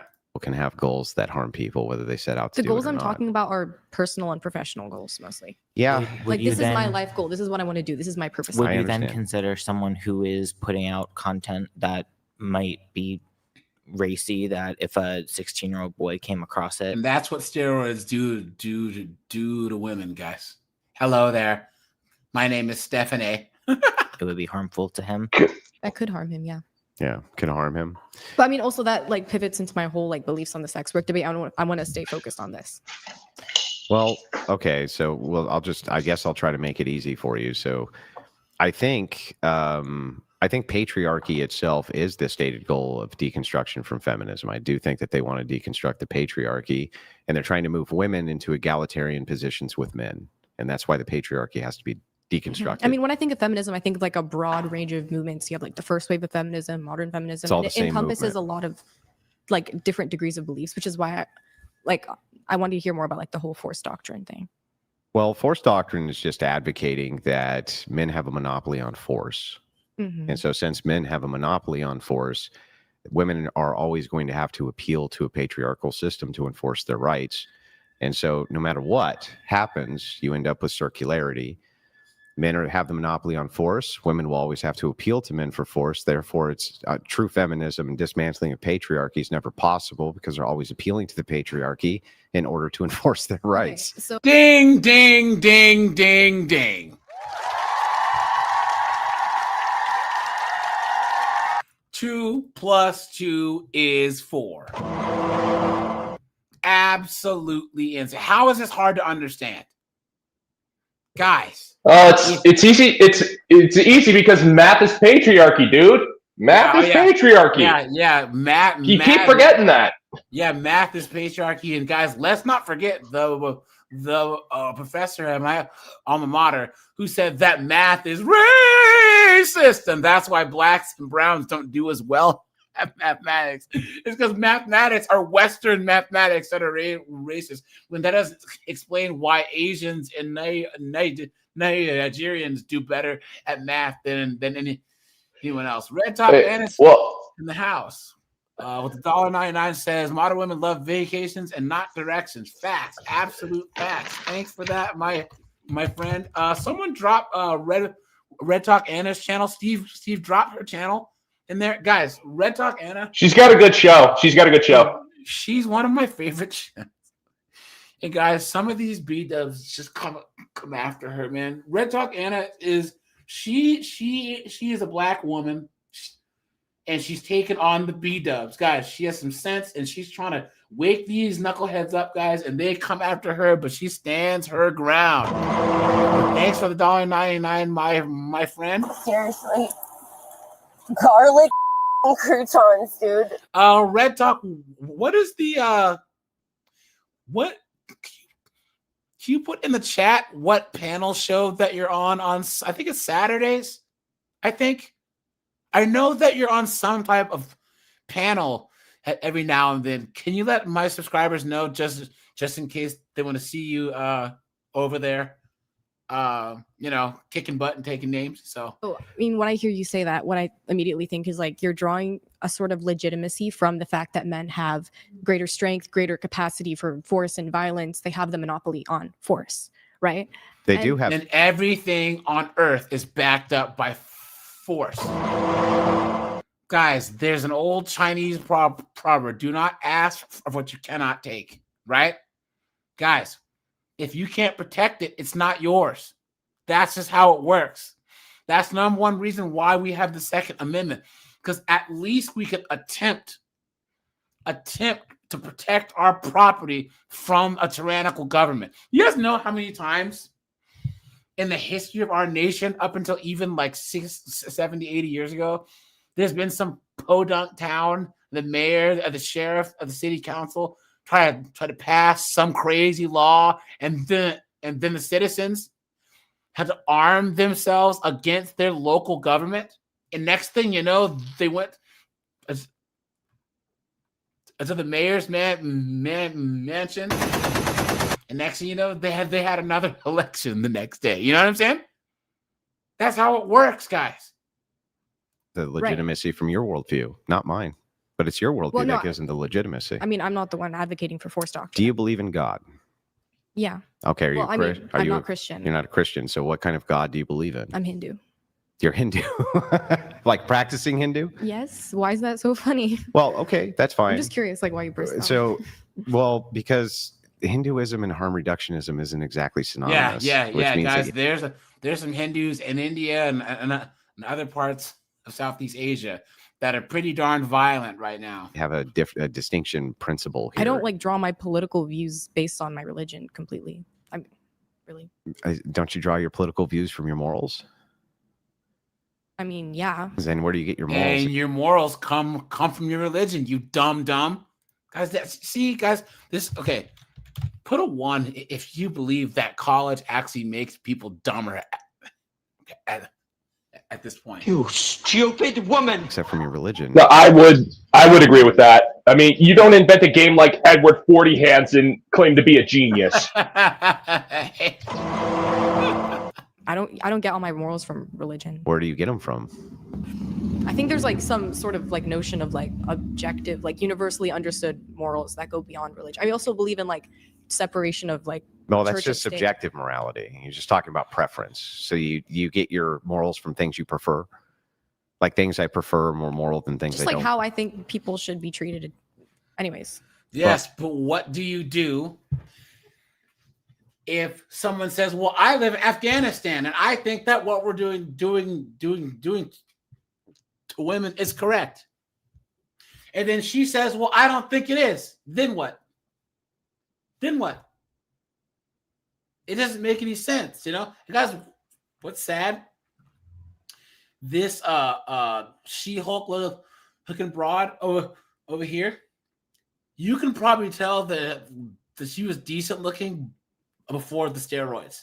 You understand? Yes, she has all the contouring, but she has like the a man cheeks and all this. But guys, isn't it sad what steroids do to chicks? Isn't it sad? That's important. And the reason that's important that we're figuring out where you draw your morality from. I would also say I'm not like super devout to where religion's like heavily. I understand. So then we got look at her tap dancing, guys. Preference. But if it just comes down to preference, then every man's preference is equal to your preference. Everybody's preference is. So why is it not legitimate for men to collectivize and utilize force for the purposes of upping their station in society? And that's what I was going to touch on. Because when you say like, okay, men have a monopoly on force, women need to appeal to men to gain the rights, it's circular. You're like drawing legitimacy for men from their monopoly on force. And when I see you like kind of drawing legitimacy means that there's some other option. Isn't that funny? Equate strength and legitimacy. It it's kind of a dangerous slippery slope. Because then I think about it this way. What other legitimacy is there? Listen, I think about it this way. When you draw legitimacy from strength, it's like, okay, pedophiles could collectively overpower little children. That's right. And then it seems to like almost force doctrine to me would seem to justify that. Then you're no, because other men would come and take those PDF files out, right, guys? There you go. There you go. Any wrong action, there would need to be men to write that action. Which is it's the wood chipper principle. It's the wood chipper principle. Facts. Suddenly justifying every tyrannical invading force throughout history, including it justifies taking that tyrannical force down too. This is how stupid that these 304 are, because this is the ignorance of abundance. This chick is arrogantly ignorant. That's what these colleges breed now, is arrogant ignorance, guys. Put a 1 if you believe, guys. Here's the thing: these woke colleges, they don't believe in artificial intelligence. They create arrogant ignorance, guys. Put AI in the chat. Now, and one thing that I've noticed with women like this is one thing I've noticed. They act like they have suffered. Yeah. They, they act like they've suffered, like that they've gone through some of the worst oppression ever. And they try to use that as a definition for their character, and they have not suffered a day in their lives. They've had 3 hot meals a day. They've had shelter. They were able to get an education, and yet they still have the arrogance to turn around and say, my life is so hard. Yeah. It drives me crazy, because you have never known suffering a day in your life. So stop acting like it. Not at all. Sweet Auntie's been a member for 3 months. Thanks, my friend. Appreciate that. Russia invading Ukraine, World War II, Nazism. It's a very or you're justifying the opposite. You're justifying the overthrowing of the Nazism, and justifying the overthrowing of pedophilic cults, or justifying the overthrowing of said evil deed. Forced doctrine would do both, but that doesn't really negate the fact that what you're doing is you're just always appealing to men again for your rights. Also, when you talk about how men have a monopoly on force, you're talking about like, okay, men are like physically, biologically stronger. Well, because that's like what you mean. Look, right? I'll defer to the IFBB pro. Okay. I'm guessing that physically she's one of the, like, most females are not stronger than the average male. But you're talking but you may be. But in comparison to IFBB pro males, she's not. You're making most of them are stronger on average, right? I mean, you're pointing. But what I'm saying is that just on average, and it's not. I keep up. You've been had. You've been hoodwinked, bamboozled, led astray, run amok. Minuscule, like, no offense, right? But I'm guessing that there's hormone replacement and all sorts of thing that goes on that assists with you being able to really get jacked the way that you are, right? Okay, for sure. So the thing is like, men are also doing that in the IFBB, and they get much stronger. And it's not a slight distinction in strength. You're talking about hang on, you're talking about 50. And guys, we haven't talked about the intangibles. Guys, we generate more force. We react faster. A woman can start to throw a punch. Well, bang! We naturally throw punches straight. We track targets. We move out of the way faster. We're more explosive. That's why you could have men and women in the same weight class, boxing, MMA, and he'll just knock the chick out. Or you'll see basketball players. You have like a 6'2" male basketball player and a 6'2" WNBA player, and the chick just bounces straight off the guy. There's intangibles that you don't measure based on bench pressing. There's other things too that make us built to just be the apex predators of planet Earth once we figure out tools and other things. What are you saying? Yeah, so there was that viral video, I think it was like 6 months ago, of this woman who was a professional MMA fighter who started picking a fight with a line cook at the restaurant where she worked. They went out into the alley to settle it with a brawl. And she kept thinking, I'm a professional fighter. All I got to do is get in close. He did not let her get in close. And this was a guy who was just like 6'2", wasn't a trained fighter. And he laid her out 3 times. Yeah. 3 freaking times. And he was not into Brazilian Jiu-Jitsu or anything like that. You know, like that's the thing. They overestimate their power. Yes. And that guys, look, she was a former champ. Watch. My stupidity thinking that I could beat a man. Yeah, that's the one. We went into the back alley while I was serving, and I fought the line cook, going at each other for a long time. A long story.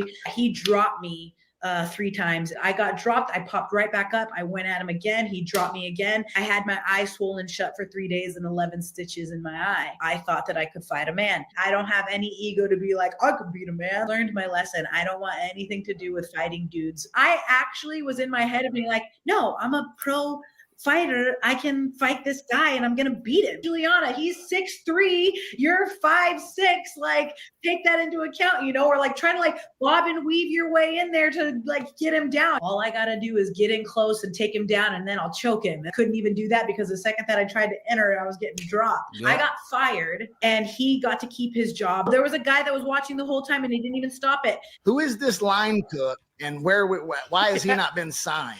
My stupid. And guys, she was good enough to be a UFC champion. She actually beat Amanda Nunes. She got whooped in the rematch, but you know, it's just funny that hold on. That professional fighters, the only woman that actually says that she could beat dudes is that knucklehead Clarissa Shields, but she's a B-dub. Anyways, hold on. This is when I knew weight class mattered. I used to compete in Taekwondo tournaments, and I was in this tournament in Vegas, and this dude they let him into our weight class, and last minute, I don't know how he got into our weight class. I think his class had already fought and they let him in. This dude had 40 pounds on me, and I went and did like a jump and push, trying to take him out, and I bounced right off though. And the funny thing, I think I still got the tape. One of my and I went at this dude. They're like, yeah. Go Secret. Ooh, go big man. Yeah. On the tape. Yeah. There's nothing worse, guys. Anyone here who's trained or anyone that's in the chat, guys, when you hit a dude with your best shot, bang, and just doesn't even shake him, you're like, oh no, this is gonna be a long day, dude. I remember back when I used to kickbox, my friend Raw Man, he used to break dance. So dude was jacked. He would do like 500-600 push-ups, then he would do like those jumping air squats and then pull-ups.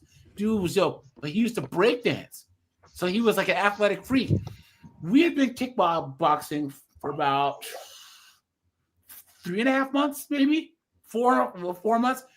He was about 5'10", maybe about 175 pounds. This girl comes in there, and she was a national champion at the time. 5'7". I think she's about 145 pounds. And they start sparring, and he was a little new, so he's kind of herky jerky. And she starts coming at him. He just goes, bang, and just knocks her out cold. He's like, oops, oh my God, I'm so sorry. You didn't even mean to. And he laid her out flat. She was a national champion. Well, she didn't follow the Zoolander principle. I mean, you've seen Zoolander, right? You don't fight a breakdancer. It's true. So. They're breakdance fighting. Pop it and lock it, fool. Pop it, lock it, fool. That's a good that strength differential. That is fucking huge. That's like fighting with a gorilla. Mm-hmm. That's like fighting with a gorilla.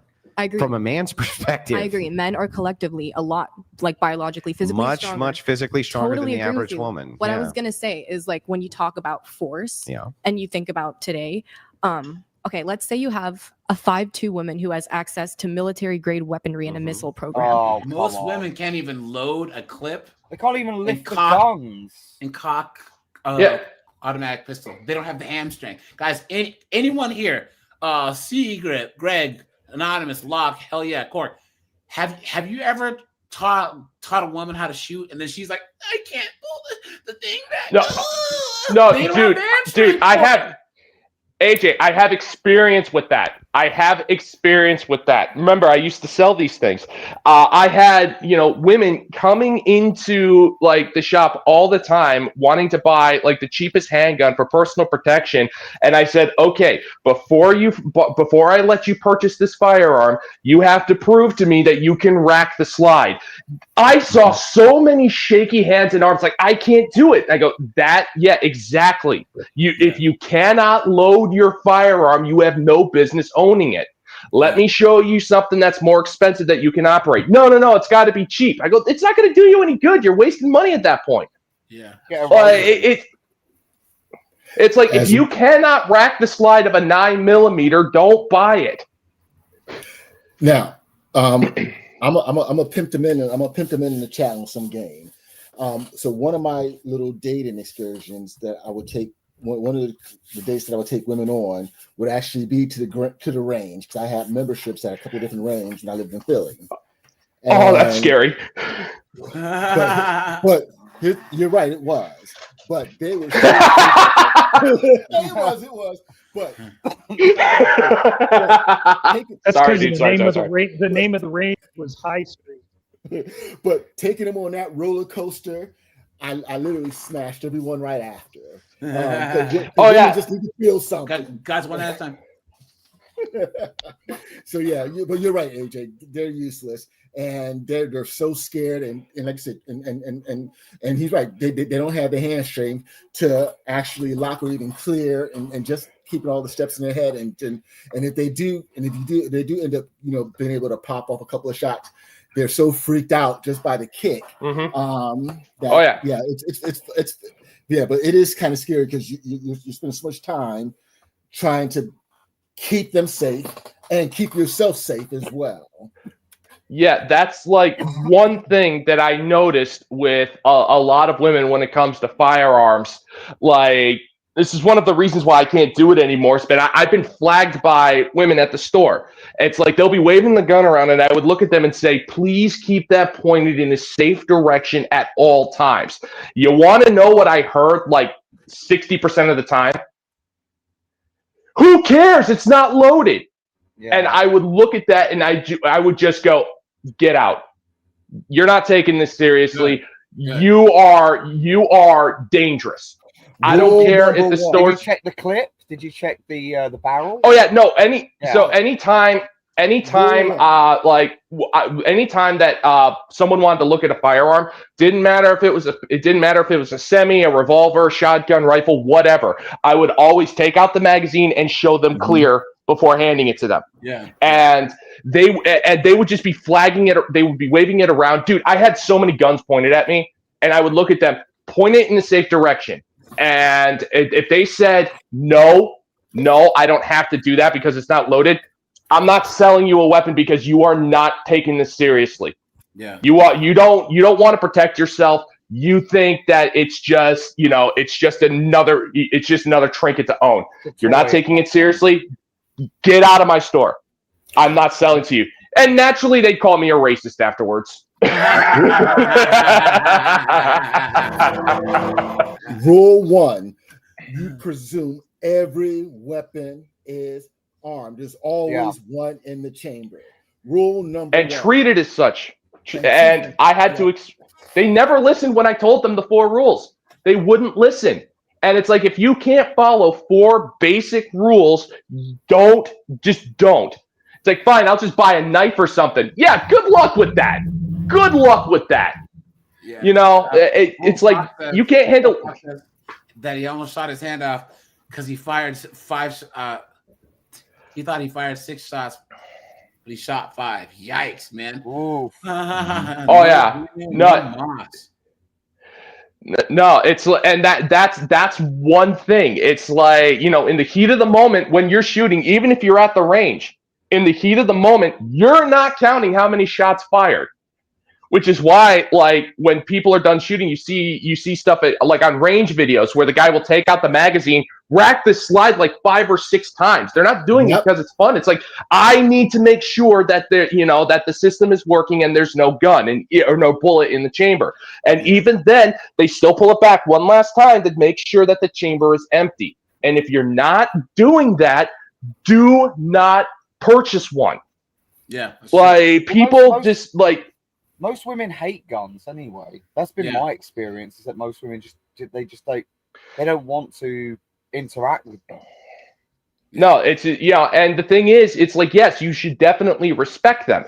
You should, and like another reason why I couldn't do it anymore is because it's like they, even the ones who did have the grip strength to rack them, I would give them the number of like one of the best trainers in my state, very reasonably priced. It's like, it's one thing to own it, but you have to learn how to use it properly. But the number one guys that these women, they hate guns, but then they want to import Mahmoud and all these dudes from Afghanistan and Pakistan. Isn't it funny how that works, right? And they think that, oh, if things get bad, I'll just call the police. Woman, you defunded them. Exactly. You called for their defunding. Nobody is coming to save you. Knuckleheads. Nobody. Right. And if you're going to have a weapon, you have to know how to use it. And they go, well, I can't afford a trainer. Then you can't afford a gun, you dumb idiot. Yep, that's true. Sorry about the rant. Sorry. 6 foot, you're all good. But whatever, man, super strong, who just has like a handgun. Mm-hmm. Force today, it can be like remote and can be mechanical and is not purely biological. She could physically using force overpower him. And who's in charge? Who's in charge of all of this industry and builds all of these weapons and uses all of these? Uses all of these weapons and designs all these weapons. I mean, women are equally capable of being weapons engineers. I think it's more of an intellectual accomplishment. How come they're not then? What?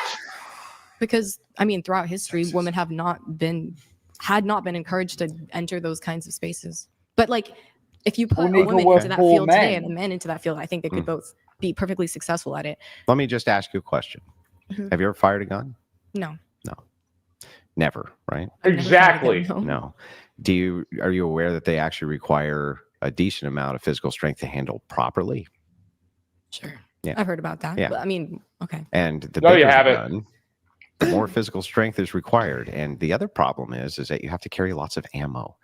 And that requires a lot of physical strength. And you have to carry a bunch of gear to feed yourself. And then you have to carry bulletproof vests that you're wearing so that when you get shot, right, you don't die. I think if you gave me a gun, et cetera, et cetera, et cetera. And the problem is, we know this from hundreds of years of military collected data, not just here, but in every nation on planet Earth, that women consistently have to have the standards lowered for them on average so that they can, in any way, shape, or form, keep up with men in those roles. What that tells us collectively is this: they're not as good in them. Men have a huge advantage in all aspects, even including. Guys, we looked at the Marine Corps test where they ran mixed units against all male units, and the all male units did better, and the women got hurt more. They couldn't keep up. So, guys, it was costing the Army more because they had so many injuries: their knees, their ankles. You know what I'm saying? So, guys, why? I don't understand why they want to be there. I don't understand. Because of the arrogance and the ignorance of abundance. Because for as violent as they say that the United States is, guys, most people are so far removed from violence. Guys, I saw one stat I don't want to be there, but I completely respect those Marines and people like that who do it. Yeah, exactly. You got to have respect for them. Yeah, I don't want to be there, but I respect you for doing it. Like, crazy. Hold on. There was a thing that I saw where it was like the majority of the homicides in the United States come from like 2 cities. Was it like LA and Chicago? Yeah, it was like LA and Chicago. Get rid of those, and we would be like a much more peaceful kind. I saw that. Yeah, it drops to like I think like America. It's something like number 12 or something. in like violence, and then Yeah. it drops to like 140th. Yeah. Yeah. If you just remove these like 4 cities. Yeah. Crazy. And guess what? Let me guess, they're all Democrat run. Naturally. Look at this, guys. Most likely. Look at this. So there we go. These are counties. So this is by county. But look, so Philadelphia's up there. So homicides. So Philadelphia had 402. Look at this. All these are all Democrat run. Detroit, Cleveland. Was it DC, Baltimore, St. Louis, Memphis, New Orleans? I am floored that Chicago is not in that list. Like they probably don't keep the statistics because it's racist. Yeah, probably because like Chicago, from what I've heard, is a freaking war zone right now. Yeah, the South Side. Always has been. Yep. Weapons, including drone piloting. They have advantages in just being able to build things quicker. Almost everything about them is designed as the super predator of the earth. Not predatory in the way that they victimize, but predatory in the way that they can quickly kill almost anything they want to with very little resistance from anything that exists. Because of that, I'm sorry, but you're never going to be able to equalize force between a sex that's 50% on average weaker than them, no matter what technological advances you think you're going to make. But it is the case that in that scenario, a woman could physically, using that kind of force, overpower the man. It is hypothetically. If you're talking about the highest grade, it could be hypothetically, like, I'm willing to grant that you could have a logical possibility where women have like a fucking, I don't know, dystopian technological future where they invent all of the technology and enforce all of their right through machinery. Okay, I'm willing to grant that. But the thing is like, that's not going to happen. And it's not the case now, and it's not going to be the case in our lifetime or the lifetime of your mom or your mom's mom or even your mom's mom. So right now, at least, the case is that you have to appeal to men for force. And so feminism as a dismantling of patriarchy is not possible because you're appealing to the very thing you're trying to dismantle always to dismantle it. But it's also interesting because when I think about political movements, here it comes, guys. Here it comes. Here it comes. Throughout history in this country that have been super effective, they've done so through social organization, protests, political pressure, cultural influence, things that have nothing to do with force. Because like those appealing are the government, to the people men. in power. And, those cases, and like, what does the government use? The government has access to force, but these. Unbelievable. Oh my God. Movement. Hey, guys, hold on. Watch her face. Because she knows that she got checkmate. Watch. Guys, hold on. Just let this go for like another 30 seconds. Guys. Watch her face. Have still been successful because men have allowed them to be. But in places where men don't allow them to be, they're not. Can I give you the entirety of the Middle East? And look at the chick next to her. It's like, yeah, you got cooked. In Asia. What happens to your little political movements there? Well, I'm talking about what happens in this country. to your little political movements in Afghanistan? Right. Do your little political movements with the holding of the little sign saying, I don't want to wear this really hot fucking burqa in the 100-degree sun, and they come out and cut their fucking head off? How do they do over there? They don't do so good. How come? It's because men allow you to keep those signs up. Men allow you to protest. Men are the ones who give the allowance for you to do fucking anything on planet Earth. And my proof is half of planet Earth where men said, no, fuck that. And you know what women can do about it? Nothing. Jack squat. Damn. Dude, Andrew absolutely destroys these dummies every time. Like, it's crazy. Good. And the funny thing is, one thing that I notice is that they always try to change the argument. Well, we're not talking about Afghanistan. We're talking about it in the U.S. It's like, no, we're not. We're talking worldwide here. Yeah. And the fact of the matter is we have like hundreds of examples through literally thousands of years of historical data to prove that he's right. And I hate to say it, guys. It's European doctrine. It's European philosophy. It's European Western values. To allow it to happen. It's all a bunch of old, again, what these people hate, a bunch of old stale white guys going around and saying, "No, this is wrong. This is bad. We shouldn't be doing this." Well, look at And the it's story like, of that's it. that British general guy that went to India.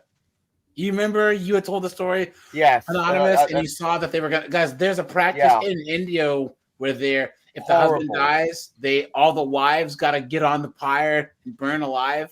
They put him literally in a cage. Yeah. So he put a stop to it. Yeah, and said, anyone hurts that woman, you shoot them. Yep. And it's like, yeah, that's how we used to be. This is how Europeans used to be. We used to see evil and we stomp it out. Yep. Sure. Exactly. Yeah. And it's like, sorry, like, no, like this has to stop all of this stuff. Yeah. Steve says, watch Bear Grylls says The Island. Yeah. Man, we should do a stream with that. That's amazing. Well, it's copyright. Oh, is it? Do it in the Discord. Yeah. Okay. Steve's been a member for 8 months now. Thanks, man. Appreciate that. AJ, can you hear me? Hilarious. I can hear you now. Yeah. All I just have to say is, and for what I'm hearing, they just don't like to be humbled. They just don't want to be humbled. Nope. Yeah. They just want to be right. Like, this is why I call like modern women, like whenever they say that they're warriors, I go, yes, you are a warrior. You are engaging in a needless battle to always be right. Yeah. Always. You always have to be right. And you will humiliate yourself in this battle just so you don't have to prove that you're wrong. And in engaging in this battle, you prove that you're freaking wrong. Sure. Yep. You know, that is the only war you're willing to fight. And you lost it. Yep. Hey, AJ. Yeah. So I was going to give you some numbers with that. When they were talking, the female was talking about military, and you had brought up the training, right? The little mock-up that they did. Yeah. Well, the one thing that that's like myself or others, we're starting to realize that the VA and Mothers of America is corrupt. And they found this out with the Wounded Warriors, and well, there's another thing that Trump did in his first term. Well, if you look up the data, because I even had to do this to refresh my own memory. So you have VA benefits for disability, combat, or if you get hurt in the military. So if you go so if the military is per capita, you have close to 5 to 6 men to 1 woman that join. Now for benefits, women hold 32%. Comparatively to men's 30%. That's the general range of disability that they get. However, if you go in a higher rating, women receive a higher rating of 70% to 100% more than likely than men. What? Now, yeah. So on top of that, they're granted that percentage 89% of the time. Wow. What, did they break a nail? Well, no, the thing is that men's bodies can because we do training, we do McMap or MMA type deal, and you can get hurt in training or whatever you do, but because women's bone density is weaker than men's, they're more prone to injury. And so all these things, it's like they pass basic or MCT or whatever training you do, and then if they're prone to get hurt, they can get med-sept and they can be discharged, and then you get a disability rating. So a lot of the women that I see that join the military, and you can go over the past 2 decades, they've lowered standards like Andrew alludes to. And now it's just becoming a mess because you're seeing people that, like when I was in, dude, if you were a fatso, you're gone. But now they have to retain these people because all the good guys left over the past 20 years. And now nobody wants to join back up. So they just need even the schlock. Yeah, just anyone. Well, and the thing is, you're seeing a lot of prominent, and again, this is all an outlier just for me, but when I hear people that are on podcasts, and like I just saw one, can't remember the name of it, but she kept referring to it, it's like, I'm a vet. Well, most vets are humble enough that they're taught discipline about this in the military where they'll sit and not say anything about it. Yeah. And now it's just very prominent, pompous attitude. Yeah. Well, so you guys remember the one chick who said that she joined because she saw people flexing their cars and nice cars and all this other stuff? Oh man. Can you believe it? That's a Well, reason and to join up. and- I get a Chevy Tahoe. Well, and I say this because of the fact that we talk about EBT, welfare, SNAP, all the programs that people use it as corruption, right?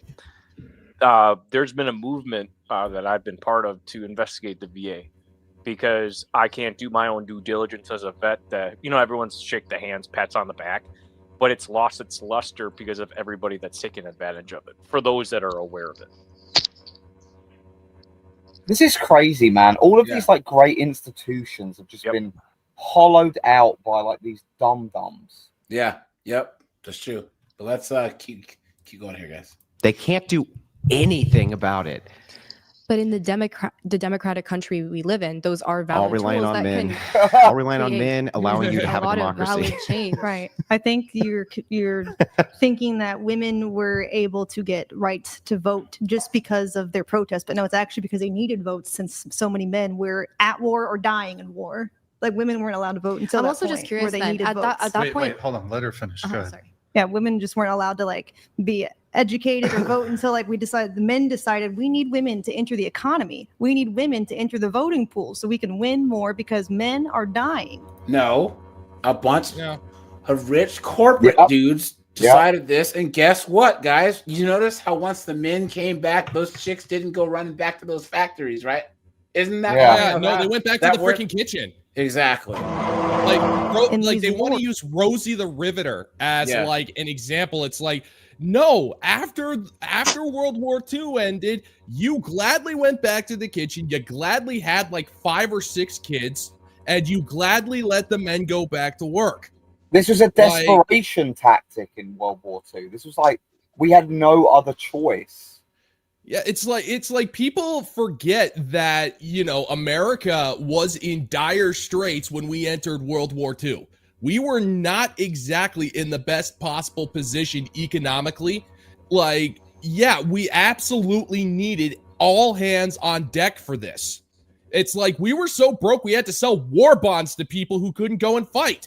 Was it Roosevelt who was the World War II president? Most of it. Yeah, it ended with Truman. I'm not sure if it was Roosevelt or Truman, but there's a great movie called Our Darkest Hour. Yeah. I think that's Roosevelt. Winston Churchill, and he's talking to him on the phone, and like how he's basically begging for aid, and the president's just like, I can't help you because we're in such dire straits. And the funny thing is, like, well, Americans persevered, but I mean, it's like I find it kind of laughable. Like, it was a joint effort from a lot of countries to win World War II. Yeah, it's just kind crazy. It's like here's the thing: like, Americans did not topple Berlin. That was Stalin. The Russians did it because the Russians were going scorched earth after what was it, Stalingrad? Yeah, they literally just threw bodies at it until it was done. Yeah, because that's why Russia, I think post World War II, like only 40% or less of the population was male in Russia because so many men had died. That because crazy guys. They had imported men all the way over from like Azerbaijan and Siberia. So there's actually Asian dudes fighting Russia's side. The Asian looking people dudes speaking different languages. And a lot of it. Sorry, go ahead. Oh, I was going to say they still had a hell of a lot of women fighting. Especially in the Battle of Stalingrad. I think. But here, out of the millions and millions, hold on. No, I get all that. Out of the millions, get all that. Yeah. They had female sniper groups, but only because I was on a live stream like two years ago, and this one guy was trying to say that there was a significant amount of women fighting on all sides of World War II. I'm like, that is absolutely. Who said that? So you want to know where they got that statistic from? Battlefield 5. I was gonna say like or something.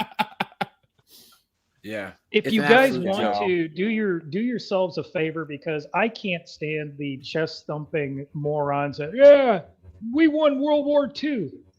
Go look that was up. A joint effort. I know, but go to the internet. This is just for the audience in general, and look up if World War II was a bar fight. we did not get involved in the bar fight until about more than halfway through. Yeah, we And were the last ones landed to get in. We landed the deciding punch and then run around throwing our arms in the air in victory. Dude, Now, it's not to discount what everybody did, because I Yeah. had many relatives who fought in the war, but the war didn't start in 41. The war Yeah. started in 38. 39. Dude, Yeah, so it started in there was a 38. lot of Russians getting mowed down, dude. Straight Oh, up, yeah. man. It was It's crazy. When I was people a kid, you honestly, like, man, you couldn't meet anyone who didn't lose a relative. Yep. I think during that stuff. that the best fictional representation of what World War II was like for Russia is in 40K Anonymous, where they say that human beings are the Imperium's best resource. Well, yeah, because there's so many of them. Yeah, they just throw millions of soldiers Yeah. at a problem. We are literally going to clog the machines of war with bodies. Yeah. They're That's like, literally- oh yeah, there's some like star elves with bladed weapons, and they're dug in. We'll just send 70,000 troops at them. Yeah. Well, no, they'd it's be what like, it we're is. going to send 1 billion people. Yeah. Oh, and they all died. We'll go to all the other planets in the solar system and tithe millions and millions of people. We'll give them a bunch of flashlights and just throw them at them. Yeah. So, crazy. Anyway. Actually, of the there's a lot of truth to 1900s. that with what industrialization did and industrialists did with wanting to get women to have cheaper labor enter into the workforce. But ultimately, the interesting part here is that all of this just proves force doctrine. The truth is that if men collectivize for rights, they can get them because we can kill other men. We have a monopoly on force. We can kill men. We can take our rights. Let me give you the Revolutionary War as an example of this. We don't like our conditions. We fucking kill you and make new conditions. That's what men are capable of doing. In the historic record, when I looked, I never found, not one time, a single instance of women being able to collectivize and use force to take anything from men. There you go. Ever. I've never once found it, and I looked hard. I wanted to see if there was even one example. There's not one. And that's the entitlement, is something being done for them. They just see men giving them rights. They're just like, you should have given me that anyways. They're just so entitled that they don't see the benevolence of that act, Can you think of a single time ever in history, the history that you know about, where women have collectivized and used force to take anything from men? Not force. Then it doesn't And matter. so if that's the case, and men have a monopoly on force, you're always going to have to appeal. Didn't we just watch a video of one of these people that were let in our country that kept a woman for several days, had his way with her? Yeah. Oh, man. And there's nothing she could do but get had. Yep. Unbelievable. That's true. Yep. You stupid woman! Appeal to them to not use it. AJ. Because here. What's up, dude? I thought women are independent now. Guys, I know some on the panel are new, but guys, don't say my name and then wait for me to respond to cut in. Oh, sorry. You know what I'm saying? Just cut in. You know what I'm saying? So, because Yeah, yeah, that's all good. Yeah, you're all good, dude. So, I thought women are independent all of a sudden. Why they need our help now? Yeah. Good point. True. Yeah. Yep. And guys, look at the whole RVW thing, right? When that got overturned, the whole Roe thing. What did they do about it? Nothing. They complained. Yes, they have. Just whined. They Yes, endlessly thank you. complained about it. And the thing that bugs me, the thing that bugs me about that whole mess is that none of them knew what they were talking about. You mean I can't delete children anymore? Oppression. Yeah. Like, get out of here. Disgusting. Yeah. They didn't the know. They just dirty want. truth, It's just like and modern it's- women. They wanted to complain about anything. Yeah. And I But- put but that on the information down- in the private chat for you guys if you want to look at it. Yeah. Oh, on hey, the downside- hell yeah. Yeah, reach out to me in Discord, buddy. I'm going to talk to you about some VA stuff, okay? But on the downside, we lost Rosie O'Donnell and Ellen DeGeneres. Nuh-uh. Hold on. That's not true. Guys, Ellen Secret. said she's coming back. Yeah, I was just about to say that. Ireland, right? Yeah. Apparently, the UK wasn't utopia enough for her. Found the potatoes and moved back. That's because it's so damn. That's because it's so damn rainy and it's warm beer. Dude, and their spotted dick.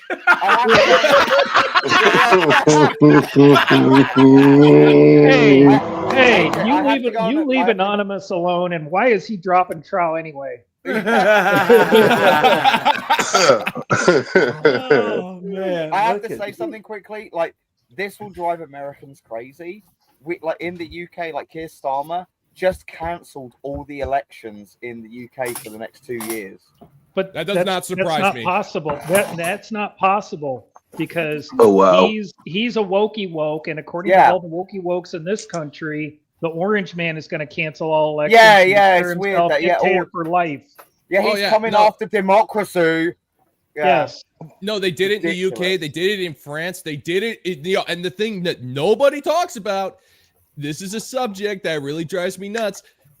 You know, everyone's favorite president, Mr. Zelensky, he did that the second that, Ukraine went to war. He canceled all elections and crowned himself.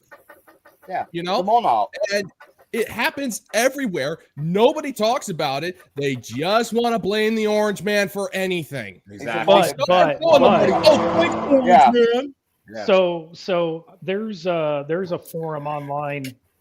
It's a news forum that I used to frequent, and all the wokey wokes were saying, well, Ukraine, they just need to cede their territory to Russia. They just better give it up because Russia's going to steamroll them. And I've been telling people for years, Russia is nothing but a saber rattler. They're just full of crap. And you have Ukrainian farmers towing Russian tanks off the frickin' battlefield. Yeah. You have to give them credit for that. And they're even going back to, they're trying to fire up tanks that are 3 or 4 generations older because they're running out of equipment. And then they're like museums and stuff. Like they're using Maxim machine guns with like Holosun optics on them. It's actually really funny. And then the lefties get all bent out of shape and say, well, now, they're just goading Putin into using a nuke. I wouldn't even trust a Russian missile to launch and get more than 10 feet if it even makes it out you see like 8 friggin' Russian dudes carrying it on their shoulders trying to get it across the border. They're now conscripting guys. They got to the point where they had to conscript people from prison. Yeah. And use them as cannon fodder. I told you, Anonymous. We've literally got penal legions. Yeah, that's the thing. In 40K, they go if they have a war, they empty out all the prisons and the entire star system, and they're like, "Here's like an explosive to your neck and say, if you don't fight, we're gonna blow your head off." It's brutal, and I'm sorry, but I'm not going to lie to you. Because I have the standard of half the world to look at, I know that if men collectivize in the West and decide to put women in little cages, there's not a shit they can do about it. Yeah. So they really have to appeal to the benevolence of men, and all they do is demonize them, and that's fucking crazy to me. So I mean, again, like when I mentioned earlier how that kind of justifies like any tyrannical invading force, do you think there's not a justification? It's a descriptive. The less powerful party in that situation should just appease to the oppressor or the invading force? The thing is that you're gonna. Well, here's the thing. Let me ask you this. Please help me. If you have somebody who's larger than you are, right, and can beat you up, do you talk shit to them? No, not necessarily. Why not? He does. So they don't beat. Yeah. Unless your name is Glocktavia, right? Yeah, then they go up and try and fight everyone. I'ma kill your bitch ass bitch. You know what I'm saying? Come on, man. Right? Just an observation. Go ahead. All right, so like the one thing that I think about, I'm a dude, so naturally I think about Zombageddon. It's whoa! You're a dude? No, I'm playing. Hey, AJ, it takes one to know one, Holmes. Hey-o. below the belt, man. No, I think about Zombageddon all the freaking time. And it's like one thing that I think about, it's like in the event of Zombageddon or Red Dawn or whatever, these women who think that, they're powerful and all this stuff, the first thing they're going to do is run up to a man and say, protect me. They will. 10 times out of freaking 10. They will. They just don't want to admit it. It's like, yeah, everything's all fine and dandy when, they got their jobs, they got their apartments, they live in the lights are on, they got police patrolling and all that stuff. The gas is flowing at $2 a gallon. Oh yeah. As the second they lose all of that, they're going to go to the men for protection. They will 10 times out of 10. That just drives me crazy. It's because their arguments come from a position of comfort. They are very comfortable. They have all of their needs met. And when you have all of your needs met, it is not a smart idea to be bashing men, because the second the fit hits the shan, these women are going to go, help me, help me, help me. And they're going to be, you've been insulting me for the last 2 decades. Why would I do that? It doesn't even need to be that. Just look at any natural disaster, flooding, a tornado, a hurricane. Yeah, that is true. That is true. Sure. A 37 car pileup on the interstate. Yeah, they're just lost. Oh yeah, and for the record, when I think about all of my knowledge for Zombageddon, I'm pretty sure with all of my abilities, I would last about 3 hours.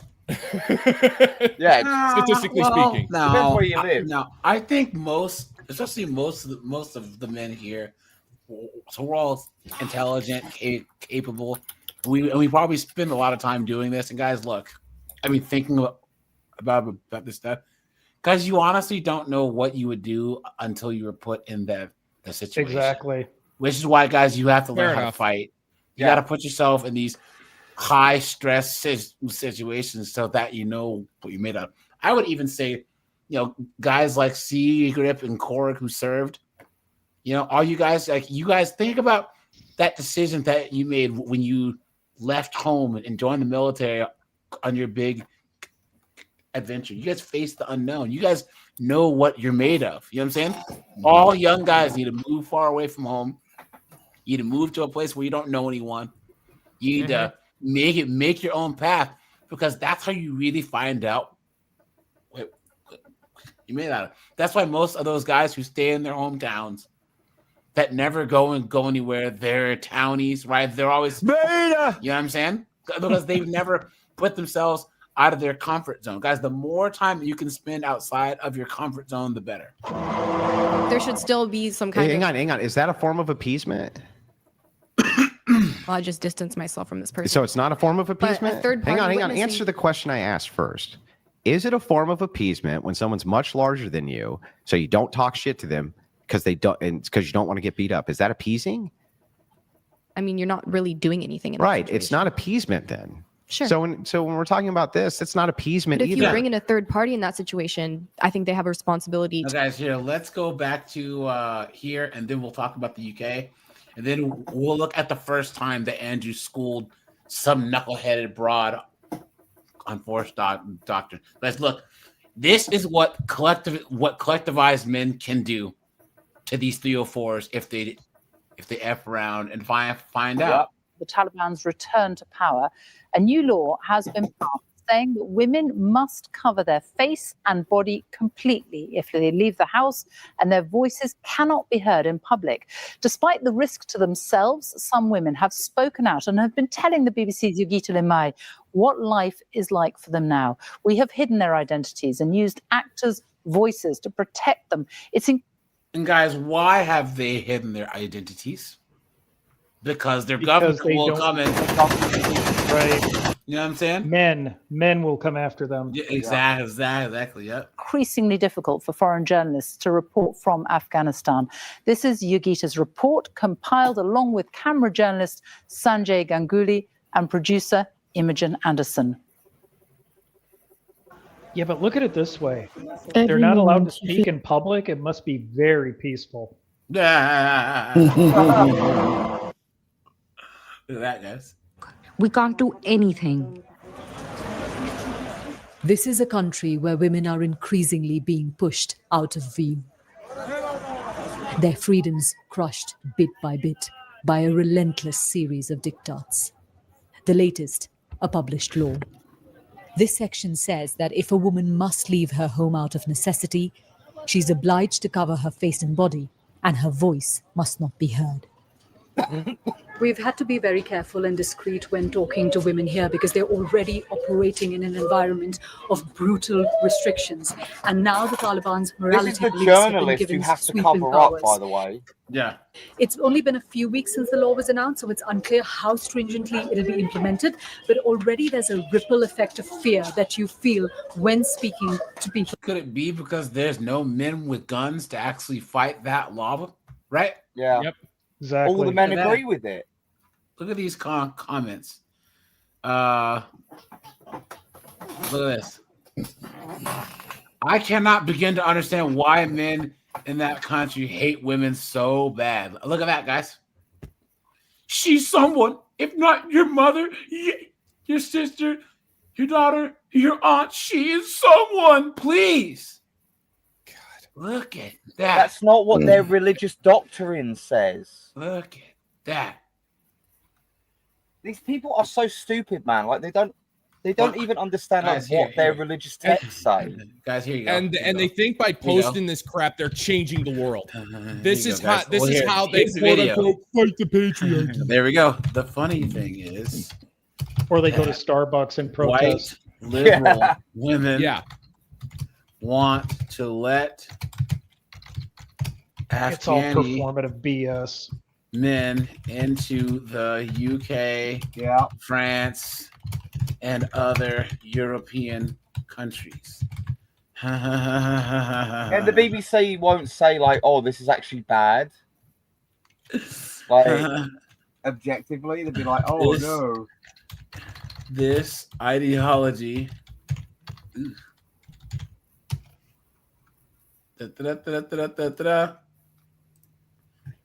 is spreading to the West because of idiotic woke women.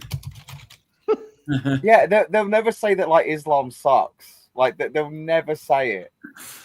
Of course Laughing not. emoji. That's Post. No, but they will say it's a religion of peace. Yeah, it's a religion Yeah. of peace. Yeah, exactly. yeah, they'll say, "Oh, well, they worship the same God as Christians. It's a No, they religion of don't. peace and understanding." Songs criticizing the Taliban's action. We met Hamdullah Fitrat from the Taliban government. He didn't want to be seen with a woman or sit directly opposite me, but he answered my questions. We asked how he could justify the law. I do not have to, you stupid woman. Yeah. Make me a sandwich. The laws that have been introduced have been approved by the supreme leader in accordance with Islamic Sharia. There you go. Any religious There we scholar go. can check their references. Most of the girls and women we've spoken to in your country say they are prepared to wear whatever it is that your government prescribes. Yeah, because if not, they're going to take their. As long as you That's allow all. them to study. And because they're not being allowed to do that, they're being driven to the point of depression, even suicidal thoughts. so what? And you're not even talking to him because he won't even talk to you. Yeah. Look at that, Do guys. you honestly think they care? Yeah. You're Do in like it's England just sitting there going like, somewhere. "Oh well, women in Afghanistan are depressed. They got kind of bigger problems right now. Yeah. They Isn't don't. it your It's like, Yeah. yeah, go ahead. Sorry. Responsibility as a government to listen to those voices and act on it. Yeah. Isn't it Yeah, your right. responsibility as a government? Please. The lie detector determined No. Come on. Come on. Absolutely. Our sisters' education is an important issue. We are trying to resolve this, which is the demand of a lot of our sisters. We have mentioned it several times in the past too, that our leadership is working on it. He's so. We're working on it, guys. Like we'll get there. We're thinking okay. about considering maybe possibly in the future forming a committee where we will consider talking about it at a later date. But these things take time. I mean, you should know scheduling is difficult. You can't even show up to a date on time. It's like their education is bread, goat, bread. Done. That's true. That's it. Yep. Bread, goat, beatings. Bread, goat, beatings, battery acid. Oh, yeah. That's true. Guys, look at this. Migrants are facing the boot from a protest hit hotel after a Tory-led council sensationally won a bid to block them being housed there. The Bell Hotel in Epping, Essex, had been at the centre of anti-immigration demonstrations after one of its guests was charged with sexually assaulting a 14-year-old girl. Look at that. A second asylum seeker has since also been charged with sexual assault. This happens Epping all the Forest time, District guys. Council launched a bid at the High Court to block migrants from being housed at the hotel. Look at that, guys. and Anonymous. there's So the floor is yours, my friend. I mean, what is there to say? I mean, it's just like it is what it is. People like these governments just trying to tell us, and in the US as well. I think this is going on in the US. I think this is going on in Canada. I think this is going on in Australia. And the government's just saying, deny your lying eyes. Do not question it. And it's like, and I think it is because like a lot of these countries where they come from, where me and AJ, like a bunch of the other guys on the panels, we were talking about low IQ. I think it's because they can have a low IQ, subhuman workforce where they can just exploit these people forever, and just have a bunch honestly have a slave race. Of people where they're just like, we will just do drone work, yes sir, and they don't really care what goes on beneath the castle's walls, right? That's what they want. That's what they want for all of us. Man who entered the UK illegally has been sentenced. A 27-year-old man who entered the UK illegally has been sentenced after targeting a highly vulnerable young British woman in a public park, raising serious questions about migrant hotel policies and community safety. Aaron Hodge, originally from Eritrea, was living in a government-funded hotel near Heathrow at the time of the incident, which occurred in June last year in Fulham, West London. The victim, a 19-year-old woman with learning disabilities, had been running an errand for her mother when Hodge reportedly followed her to a park and engaged in an act of physical harassment. The young woman, who presents with childlike behaviours and has significant developmental challenges, described feeling frozen with fear during the encounter. According to the court, the individual laughed as the young woman fled the scene in distress. Look at that, guys. Who was saying something? It's like I always say, it's easy to be generous with other people's money and cavalier with other people's safety and security. But also keep in mind, that's why they also have it that as a woman in a lot of these countries, you cannot go out unaccompanied without a male relative with you to protect you. And so you can. What do you expect when you? And once again, I don't know, and I can't, and I can only, and maybe because I'm normal, that I don't think along those lines. But these guys, some of these individuals who behave this badly probably think that, well, hey, if she's unaccompanied, then she must be for the streets. So no, because Secret, you're not inbred and you don't have an IQ lower than 70. Exactly. But here's the thing, guys. There's one thing that you're missing, guys. A lot of these men from like Pakistan and other places, and Anonymous can attest to this. They give them this propaganda of like, oh, when you come to the UK, there's going to be all these white women and they're all whores and blah, blah, blah. They're all whores. Whores anyways. So just grab them off the street. They've intercepted these videos of them radicalizing these men. With the Islamic religion is I mean, I'm no expert, but I know a bit about it, and it's like because I've friends who've told me and all kinds of things. Where it's like Islamic religion, it's like they are allowed to lie to you because you're not an Islamic person. You're an infidel. This is the difference between Christianity and Islamic religion. It's like Christianity, it's like bad to lie to anyone, no matter the circumstances. Okay. in their religion, if you are not of them, of their creed, you are allowed to lie to people to their faces. And you are below them. You are nothing but a basically a product. You can just like whip them off anywhere and do whatever God knows you want That's to do. what the Barbary slave trade literally was a thing. Yes. And do you remember whoever the Secretary of State was at the time met Thomas Jefferson. Yeah. Thomas Jefferson went. He was in England and he met I think it was like the Moroccan guy or whatever. It's like, why are you doing this? Like, oh, because you guys are infidels. There we go. See? And so he's like, all right, then we're gonna get our Navy and our Marines and make you bastards wish you were never born. And that's exactly what happened. And that's the part of the Marine Corps anthem that talks about the shores of Tripoli. Because the Marines went in there and they effed it up. Yeah, and clap cheeks straight up, dude. So we could easily sort this problem out. Yeah. We just need the political will to do it. Like, we could so easily just squash this problem everywhere.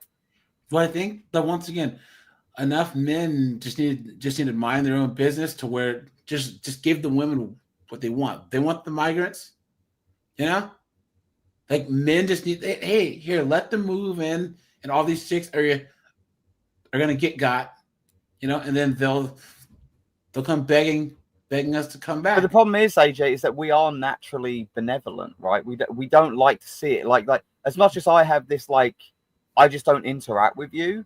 I don't want to see that. But here's the thing. It makes me feel ill seeing it. Anonymous, this is why I say red pill itself, even the observations that we make is against our nature, but MGTOW and the prescription part, that's really against men's nature. Our nature is selflessness. So for us to actually think about self-preservation is against our natural instincts, but it's the only thing we have. It's the only way that we can survive and prosper. That's how bad things have gotten. It infuriates me. Yeah. So Anonymous, you might want to check the Discord under the Feminism is Trash, because I had a video pop up from the Manosphere Highlights Daily that twat Scott Galloway was on Oprah, and a whole bunch of men are in the audience, and they're trying to lecture men on, because basically they're scared because men are checking out, and they're trying to tell men, you guys need to step up, and you need to start being there for women. And it's like the whole New York thing. They've had 2 women attacked on the subways, and now you got their new mayor is talking about defunding the police. I say let him have it. And again, he's an Islamist. You watch what happens. He's an Islamist. That's fine. You watch what happens. These people want to do this. Go for it. And you'll see the women and the people of New York, they'll reach a breaking point. Yeah, it's true. Yeah, let's do this, guys. Crisis is a threat to women in Britain. GB News has uncovered video footage used by people smuggling gangs that uses young, drunk, white girls as twisted bait to entice North African men to come to Britain. A cursory glance of Google reveals numerous cases of convicted rapists trying to cross the channel, or people who've been accused of sexual offences since arriving. Now, it appears that human traffickers are essentially telling channel migrants that if they come to Britain, there'll be a ready supply of young, intoxicated women for them to just have their way with. We've got a snapshot of one of these promotional clips for you now. We'll be playing a lot more of this throughout the course of the show. But these videos have been used by several accounts on Instagram with hundreds of thousands of followers. The latest channel migrant figures from yesterday appear to indicate as well that around 87% of those who crossed between January and June this year are men. Some of the images. Look at that. Guys, hold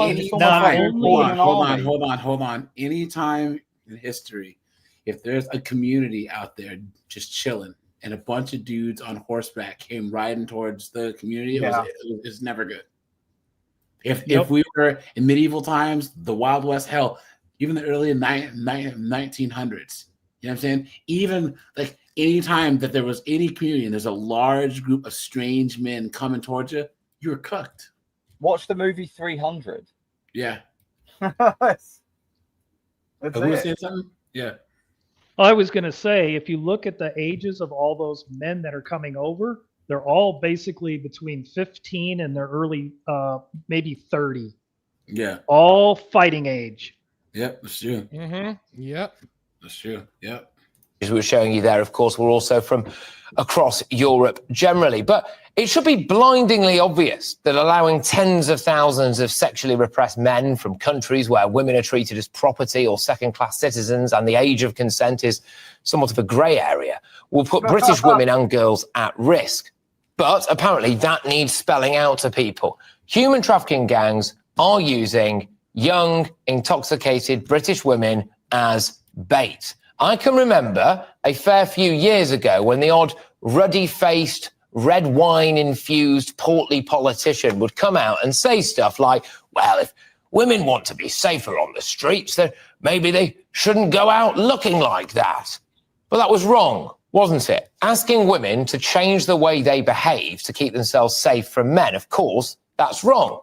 Now, I don't want to see women in this country have to change their behaviour to protect themselves from predatory men who think that they can come here and treat women as fair game. But I have a feeling that certain political groups are so fanatical in their support for open borders and unfettered illegal immigration in the Channel that it's probably only a matter of time before they do actually tell women to dress more modestly, drink less on nights out. Now, before the usual suspects pipe up, yes, I am aware that we already have a huge amount of rapists and sexual predators in Britain. In fact, That's their argument. Yeah, well, you know, British men do it too. It's like, but look at the per capita.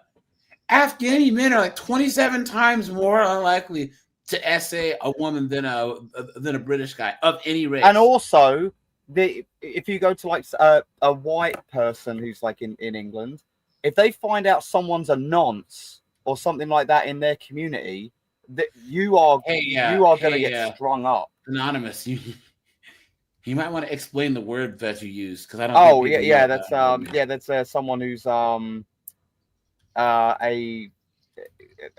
who's a PDF an R file. word or They say is a nonce. Yeah. Where did that word even come from?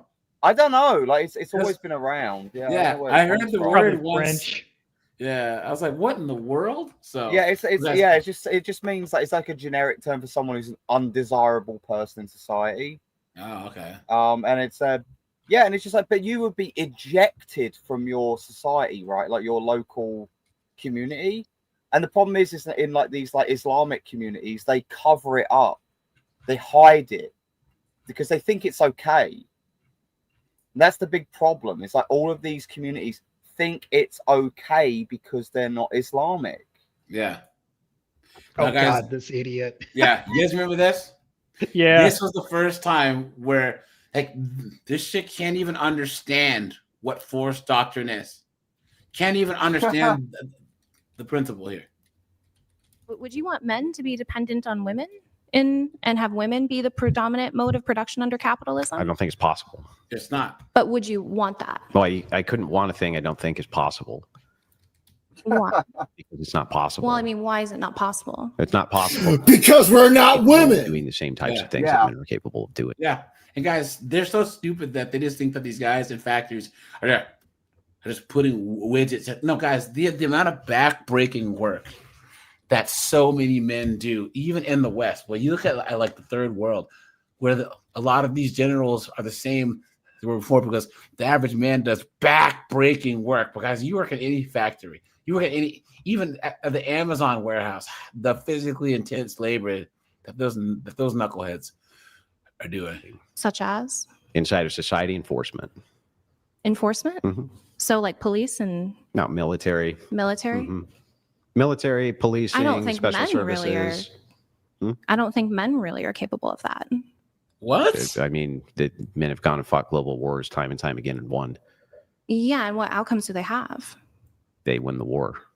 They suffer severe PSD. They have a hard time integrating into society. No. I mean, that doesn't. So, but their country, their families and neighborhoods are still around. Yeah.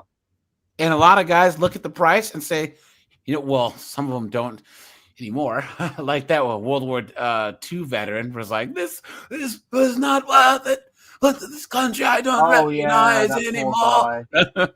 Poor guy, so seem like a natural condition for men to be subjected to. There can be symptoms of violence, but remember, not everybody gets Here's the thing. She's acting like there's an alternative. See, this is the arrogance and the ignorance of abundance. They think that the violent nature of human beings is something that can be not just avoided, but overcome. Clown world. Well, People can always be a warring, beating each other upside the head. That's just how it works. Sugip, you were saying? I disagree with you, because if women like her stand up for equality and say, you know something, women should be allowed to participate in selective services. We should take over and start, joining the military in groves, and we should start getting into the top 10 dirty jobs that, are predominantly men held. Then we can change this. So yeah, it can be done if they do that. And I'm being facetious. So yeah. What is she even arguing against? Cigarette man bad. Yeah. That's all. She just doesn't like Andrew. She gets cooked, and she's another one. She had like an 8-hour cope stream after this because Andrew Wilson bodied her. Now, guys, once again, and we disagree with Andrew Wilson on single moms and on marriage. But everything else he says is pretty much based. You know what I'm saying? Yeah. There's just those two things where we're like, you know what I'm saying? They're big things, but in general, I think that Andrew Wilson has good intentions. His cause is just, and he's doing a lot for Gen Z, Gen A, and even like young millennial men to actually like not simp. Was because he found the one single mother that wasn't a 304. But even past that though, he says, look, guys, like, don't take mess from these feminists. You know what I'm saying? Yeah. Like, don't take mess from them. And that itself equals our talking about that. He acknowledges our descriptors. You know what I'm saying? But also something that's been taken away from our society, the ability to critically think and to debate, to challenge. If I disagree with you, your principle is something you stand on, then let's talk about it. We can literally, how can I put it? We can vigorously debate and passionately, discuss our points of views. And that's what we've lost. I don't have to agree with everything like you said all the time. Like I agree with 50% of what, easily off the rip, I agree with 50% of what Andrew Wilson says. And the other 50, let's debate. Let's talk about it. Maybe you change my mind. Maybe I change your mind. Or we agree to disagree. But at least we're having the discussion. Well, that's the thing, Seagrip. I mean, you got to remember, having an intelligent debate is some type of an ism. It's either an ism or a phobia. Yeah. It really just depends on what election year it is. Yeah, it's true. PTSD, even combat veterans. A lot of them don't have PTSD. Some get PTSD. Right. But not only that, that's a coping mechanism. It's going to be individualistic. Men are definitely capable of but extreme. But it is an outcome of being exposed to extreme violence. People. I could say that about women. Yeah, you can. But the problem when it comes down to enforcement is that women can't do enforcement. What do you mean? So I'll give you the... She can't even fathom the idea. She can't even understand it. Because one of the things, Andrew Wilson, if you hear me, please... I think that he just recently started bringing up Afghanistan, but in a lot of these, he didn't use Afghanistan as an example. It's abstract until you actually say, look, this happened in Afghanistan and it happened 2 years ago. You know what I'm saying? So I'm glad that he started using specifically the Afghanistan as an example. Yeah. Apex says feminism's modern toxicity. Guys, here's the thing. Put a 1 if you agree that feminism is a death cult.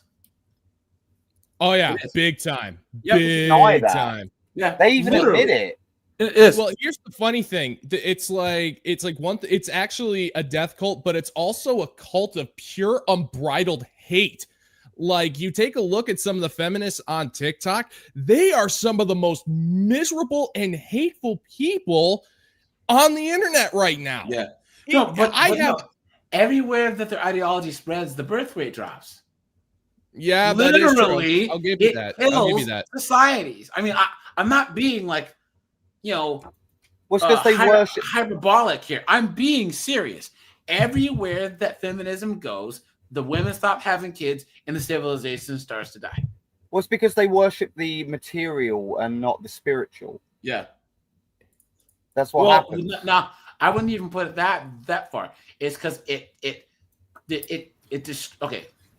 We agree, guys, that men's nature is selfless and women's nature is selfish, right? We agree? I would agree because it's evolutionarily correct. Okay, but what three things made women act selfless? Traditional gender roles, religion, and then societal norms / pressure. They would get if a woman had like 7 kids and was this matriarch of the neighborhood women, she got status. She got status in the church for being married and doing all these other things. There was social capital that she would get from these norms of being like a mother, a wife, a person that organizes with teaching, events. Like all kinds of stuff. Yeah. And now all feminism destroys all those things, and now women's base nature is coming out in full force. Well, here's the thing that I think feminism did. It literally told women that they could be strong and they could be independent and while being alone, and that submission is slavery. And so it sold them on freedom, but never told them the price, and it never told them to think about the cost that they would end up paying. And the funny thing is, this is one thing I've noticed, is how they all say that doing all of the things that you do as a normal adult when you're married is considered slavery, and how when you're single and you have no children, you're free. You have freedom. And my question to that is always, all right, fine. You have quote unquote freedom. What are you doing with it? What are you doing with it? You're freaking getting drunk and buying knickknacks, and you're watching true crime dramas. You aren't doing anything of merit with your supposed freedom. So what good is it? What good is this freedom if you're not going to do anything with it? I feel like it made them hyper fixate on, because this is the thing, is like with women, it's like they're evolutionarily designed to look at resources. Yeah, they're evolutionarily designed to look at like, what is my partner's capability to gain, either economic resources, or even if you go back to like like actual resources, like getting pelts and things like that, right? And it's like they've become hyper fixated on it, even though they seem to have lost the desire to want to start a family, which is what was the point of actually gaining resources in the first place. Yeah, Alexander Grace made a great video on that. Yeah, and here's the thing: there's nothing inherently wrong with the natural biological instinct. The problem is that whoa, hold on. We can say that, because what percentage of modern chicks hearing that would tell Locke, how dare you? That probably like 90%. Yeah. That there even is a biological imperative, right? That to even suggest that, they didn't even like the term the geriatric pregnancy. I'm sorry, AJ. I keep forgetting what type of how big of an ignorant ism I am. I keep forgetting that. I'm not sure. Men gain their own resources, right? Men don't have to worry about like, oh, I need someone else to get my stuff for me. But women, that's all they think about. Is that, can someone get me stuff? Yeah, Ed, but it's gone into freaking overdrive, because we're not talking about, protection from rival, blood feud tribes, or, getting destroyed by a 1,000-pound grizzly. Now it's just you know, I want the designer bag. I want the nice car. I want the big house. I want. Give me It's like, Labubus. yeah, and the funny thing is, yeah, you want all of those things, but when I want you to shut up, all of a sudden I'm the jerk.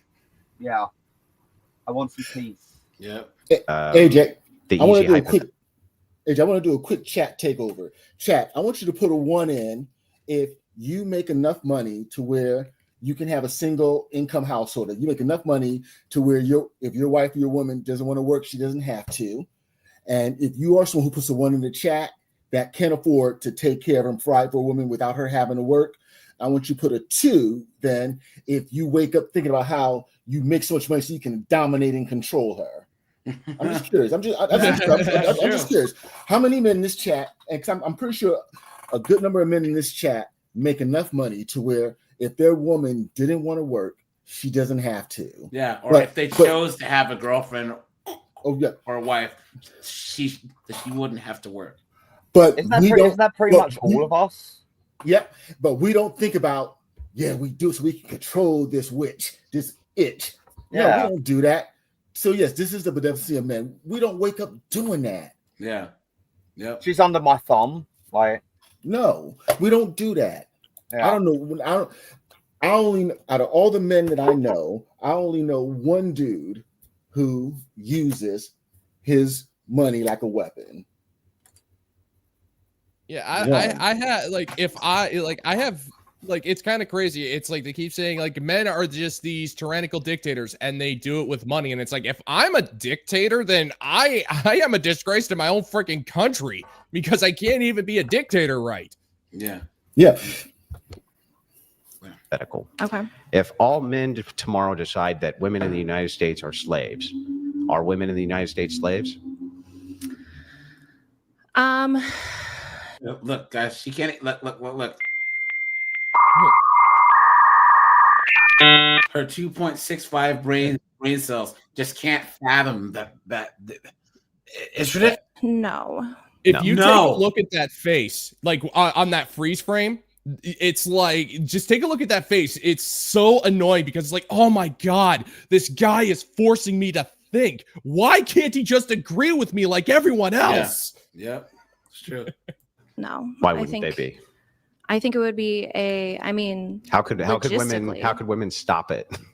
I mean, it would just depend essentially on other men, like access to resources.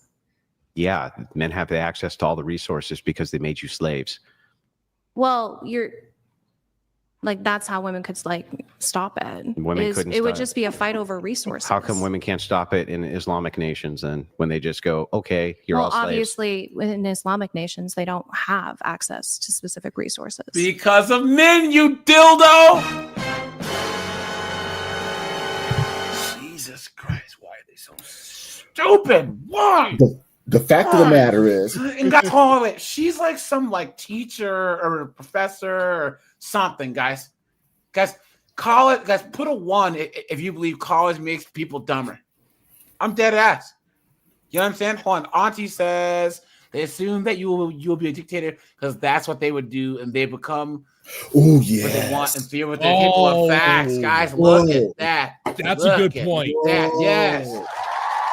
Always accuse your enemy of what you're doing. Exactly. Yes. Thanks for the $10, my friend. Dropping truth bombs. Look at that. Shout out to Scary. Yeah. Look at that, guys. Sweet Aunt T. Oh man. Oh God, that's brilliant. That is brilliant. Who was saying something?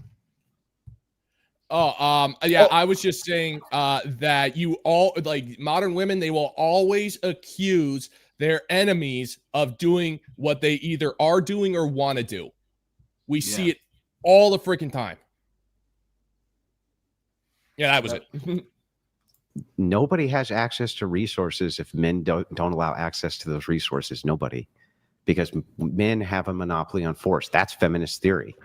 Feminists understand, even Marxist feminists know this, that men have a monopoly on force. So, in other words, if men collectively... Under patriarchy, I agree. No, under any archy, they're going to need to have men as their monopoly on force. I'll give you an example. If tomorrow men decided to enslave all women all women would be enslaved. However, if tomorrow all women decided to enslave all men, they do not have the force doctrine and requisite necessary to do so. There you go. They could not do it. Look at that. They just couldn't do it. physically. Within any context. No. Debate is over. Within Thanks for coming what out, guys. context? Everyone tip your waitress. It's over. Guys, how do you argue your way out of this? It's over with. No, it's because she's doing the and I'm using this term sarcastically. It is the modern woman's intellectual argument of trying to pick out the one very specific and impossible circumstance where they could possibly be right. She just tried to do it. It's like under every context, there is not a single context where that is true. Yeah. There is just no context, but she is desperately trying to cling to that 0.00001% chance where she could possibly be right. And she wants to use that for the entire basis of her argument to try to own this guy. Yeah. Yep. That's true. Yep. So if women had access to all the drones, if women had access to all the water supply, repairs them if all? women had access, We if repair women them had all. access to, I mean, women can have What the you capacity to don't. repair. I don't understand. Like, Okay, so here's what I would say. Let's do this experiment this way. If women had access to all of the firearms on Earth that exist, Mhm. okay, and every weapon which exists, Mhm. and they have access to all of that, they They'd still don't shoot have the each other. requisite brute force that would be necessary to keep men under control. They just wouldn't. It wouldn't be possible to do long term. what do you mean Even by short term. what do you mean like by brute force? That they just Men won't be are- able to pull the trigger? No, that men are much, much, much stronger, and that Sure. guns are only an equalizer until men take your guns.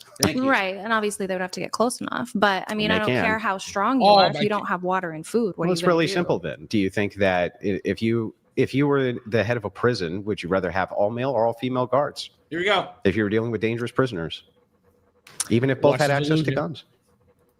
I mean, I guess it would depend what the goal is. Oh, there it is. There it is. Right there, guys. Right there. Called it. Right there, guys. Called Right it. there. No, here's the- with $2 says a mic drop for Sweet Auntie. Yeah, and guys. At one point, I want to have Sweet Auntie and Red Door on a panel to actually hear what they have to say about feminism and how trash it is. So I'm trying to schedule that with them. So I'll let you guys know. I'll do like a closed panel with them for about 45 minutes, and then open it up to anyone who wants to hear their point of view. So, but yeah, thanks for that, my friend. I appreciate that. Where's my thing here? And I have a Oh yeah, question. absolutely. And I want my medication, and I want my croutons, please. What are you saying? All right, so here's a question. Let's say for the sake of argument that she does have access to all of the weaponry, the firearms, the drones. How many of, I mean, honestly, I shudder at the idea, and I also laugh at the idea of an all-female Abrams tank crew. I find it's, and the thing is, she's going, well, if we had all the guns, you'd point them at each other. You would point them at each other long before you point them at the men. Just go back to that Survivor episode of the men versus the women. Yeah, they would all, and even then they would be out. They would overheat. Or they would get too cold. You know what I'm saying? They would be. It doesn't work, guys. There's no way that it's not possible. Yeah, it is just not possible. And even because then, if it were possible, these evil governments run by the patriarchy, if these women were capable of actually exerting that kind of control, why wouldn't the armies of the world be utilizing it? Exactly. And why can't these places with all of these women raid the armories and overthrow Afghanistan, Saudi Arabia, etc. I think to keep the prisoners who are dangerous under control. I mean, I think. And what's curious, so everybody's well aware of Andrew's force policy or doctrine. And so what he did here, because generally most men already know men have the monopoly on force. So we're in the presence already of men having the dominant force. So what he did here is that she's acknowledging what she would do, just like what we explained of if we gave them power to do such thing. You can see her retaliatory was a force fallacy of, I will do this and this to you, rather than living in right now where men already are in charge and we're not doing any of it. So she's showcasing what what she would do if she had pretty much the force to do it. Yep, it's true. I think women can make really great police officers because they. Come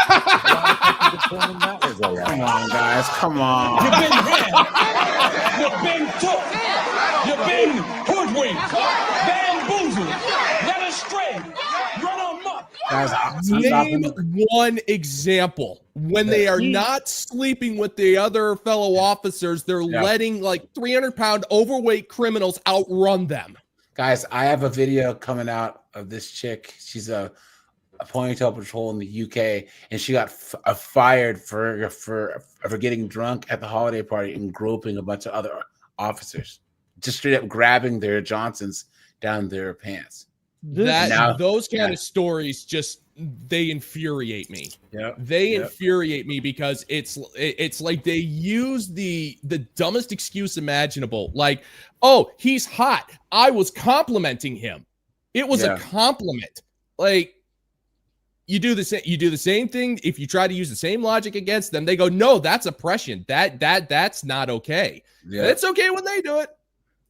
Totally okay when they do it. They are less likely to use excessive force. They're more likely to de-escalate, or men are more likely to escalate. More likely to get disarmed, more likely to get beaten up, more likely to accidentally shoot a suspect. They're more likely to do all sorts of things to the contrary as well. But there's also way fewer females who are in the police force because they can't meet the minimum requirements, which are necessary to be a cop. So they can't meet the necessary minimum physical requirements. They just came out with, it's funny, she mentioned Andrew kind of mentioned the shootings. I'll have to find the link because I was just watching this today. They actually came out with statistics when it regards to females in shooting civilians and if they have concealed carry or however it goes. And there's videos that show countless women pulling their weapon instead of their taser, which I'm sure you've reviewed. Oh, I've seen those. Yeah, that's horrifying. Their stats from 2024 to 2025 went up 78%. And it's due, they said stress of the job. But when you look at the mark, again, they graphed it out and they showed the markup from men, and it actually went down because over the past, I would say 4 years, they kind of showed that since the shot, they've had a lot of good cops leave.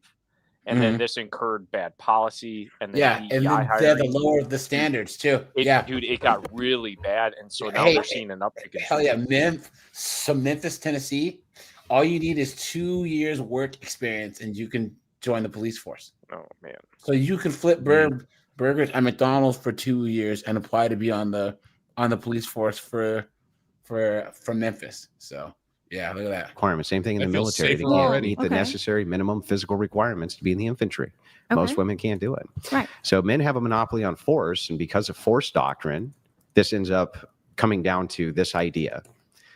If it is the case, you say that women can do anything that men can do. I counter this by saying they cannot. They cannot do enforcement. This is uniquely a male thing. There are some women who can be introduced who can meet these standards, but on average, they can't. Well, I think if we're to kind of bring it to an analogy, if the fence is 6 feet tall and most women are 5'8", then yeah, of course they're not going to be able to meet that standard. But here's the thing: they're acting like there's some way that you could lower the fence. It's like, no, if the fence, reality made the fence 6 foot tall. You can't change the fence, you dumb. So is the standard just specific to certain male criteria that? Well, it would be the criteria of you need to handle a male. So if you're a female police officer, you need to be able to handle a male, right? Yeah, but obviously, you have tools to aid in that. That's what I'm saying. Like, just because women aren't meeting these criteria, do you have doesn't to get mean close to a male when you're a police officer as a female in order to put like handcuffs on them, stuff like that? Yeah, but you have like pepper spray and stun guns. Yeah, and routinely women get disarmed, and they're routinely overpowered by suspects. Routinely happens often. And Sure, and men often use excessive force, and then they're sued. See, Yeah, and that's Oh the my whataboutism. But what about the men, right? maybe, people but die, when you like- say men use excessive force, you're just demonstrating my point that men have a monopoly on force. Yes, Okay. maybe it's No, I'm excessive, saying but at they're the capable end, of using they it. use force. Yeah, the funny thing is she's saying, well, you know, the cops have pepper spray and tasers that they can use. It's like, yeah, you actually have to follow rules of engagement in order to deploy them. And she's just saying, oh, no, we can just use them right away. You don't know the first thing about weaponry. Anything but having to use deadly force. Well, anything. Well, force period. Like I'd like to know when police stopped carrying batons. Yeah. And I'm wondering if it was related to the Rodney King ass kicking. When it's So I thought their loadouts changed to like telescopic ones so they could carry it, so it was easier to carry on their gear belt, because getting out of the car they'd actually have to grab it and then holster it. Their clubs. I thought that they were using retractable rods now. I don't know. I've never seen any of them pull one out. They need to pull go out a back to those taser. old schools. They need to go back to The nightsticks. to the old school nightsticks, dude. Straight up. Yeah, the Tonfuzz. Yeah. What AJ called it, she appears to be an ivory tower liberal. Yeah. Where she works in education. She has no life experience. Yeah. That's She's why never she suffered. plays. That's why she keeps playing this game of moving the goalpost. Well, you have to do this. Well, then try to do this. Well, if that doesn't work, then they could do this. Whataboutism. Yep. It's Exactly. All right, guys. We're at the 3-hour mark, guys. I had to be up early tomorrow, so I'll shut this bad boy down. Guys, there's something that I was going to cover tomorrow. I'll let you guys know daytime time live. There's a topic that I have that I want to show you guys. Guys, there's a really cool video showing the increase in violent arrests with B-dubs. He's doing a video. Let's go. So, guys, 4:30 p.m. tomorrow. So, all right, guys. I appreciate Thanks it. for the laughs, guys. man. Take it easy. Thanks, AJ. Bye, guys. Bye. Peace out, homies.